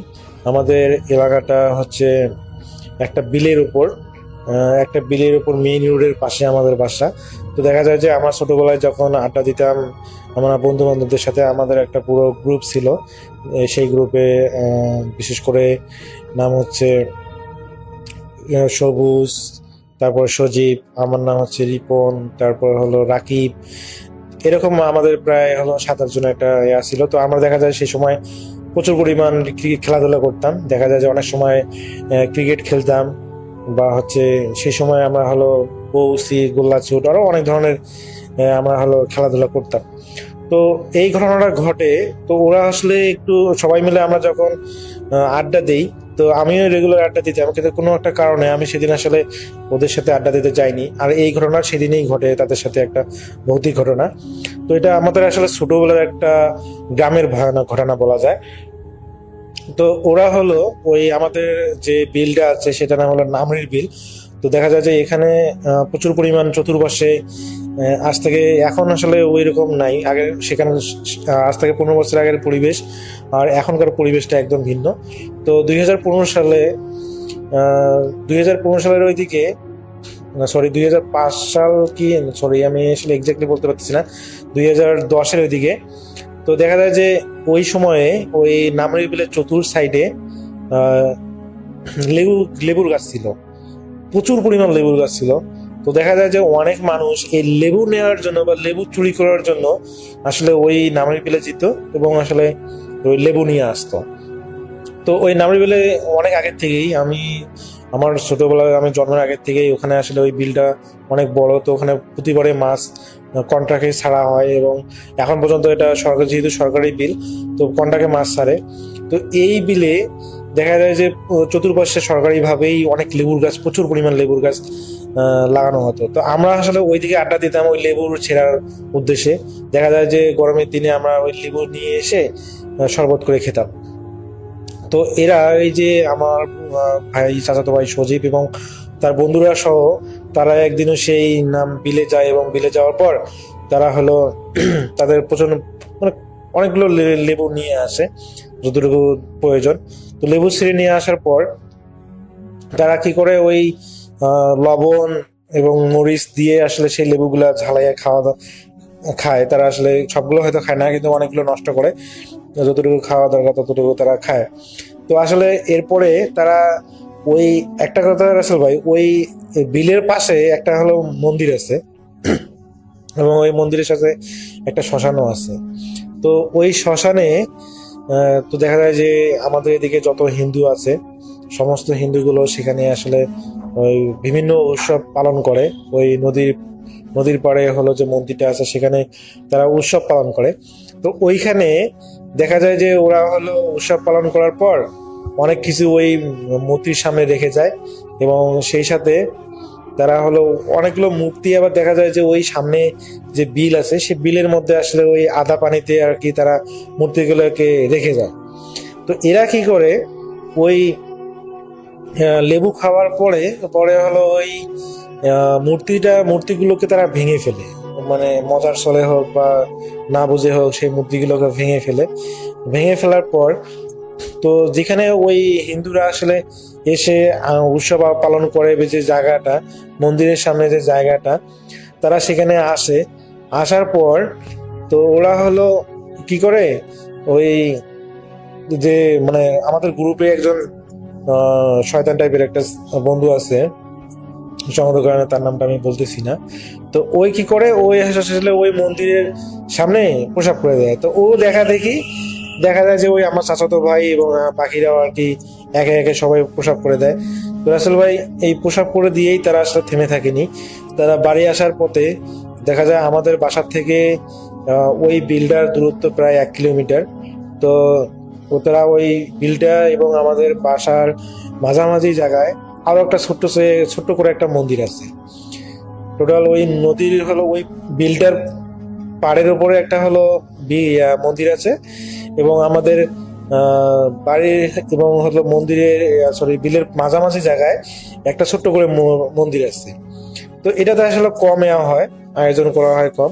তো এরা কি করে ওইখানে প্রসাব করে আসার পর এরা এই মন্দিরে এসে এই মন্দিরের হলো যেটা হলো ওদের কালী দেবতা বলে সেটা কি করে সেটার কল্লাটা ভেঙে দেয়। তো এটা দেওয়ার পর তারা আসলে এই কাজটা খুব চুপিসারি করে, মানে কেউ যাতে দেখে না এইভাবেই তারা করে। তো রাসেল ভাই এটা করার পর তারা বাসায় চলে আসে, এবং রাসেল ভাই এখানে ওই অন্যান্য যারা আছে তাদের সাথে কোনো কিছুই হয় না। দেখা যায় যে এই মজিদ ভাইয়ের সাথে বা আমার বন্ধু হচ্ছে আমার চাচাতো ভাই সজীবের সাথেই ভয়ানক ঘটনা ঘটে। সেটা হলো তাদের সাথে এমনভাবে ওখানকার থাকার জিনগুলো এমনভাবে তার পিছু নেয়, সে যদি বিছানায় ঘুমায় সে ঘুম থেকে উঠে দেখে সে বিছানার তলায় মাটির মধ্যে শুয়ে আছে। আবার সে যখন তার মা যখন তাকে খোঁজে কি ব্যাপার, তো সে তখন আসলে 10 বছর বয়স, তখন সে তার বাবা মার সাথেই ঘুমাতো। আসলে সে সময় এখন যেরকম আমরা সেপারেট রুমে ঘুমাই সে সময় ওইরকম আর্থিক অবস্থা ওইরকম ছিল না। তো দেখা যায় যে তারা গরিব থাকায় তাদের একই রুমের মধ্যে বা একই খাটের মধ্যে বাবা মায়ের সাথে তাকে ঘুমাতে হতো 10 বছর বয়সে। তো দেখা যায় যে ওই বাবা মার সাথে ঘুমাতো, তো দেখা যায় সে খাটের তলে যে দেখেছে অনুভব করে সে খাটের তলে। তো পরবর্তীতে দেখা যায় যে আবার হলো ওই বিছানায় উঠে তার বাবা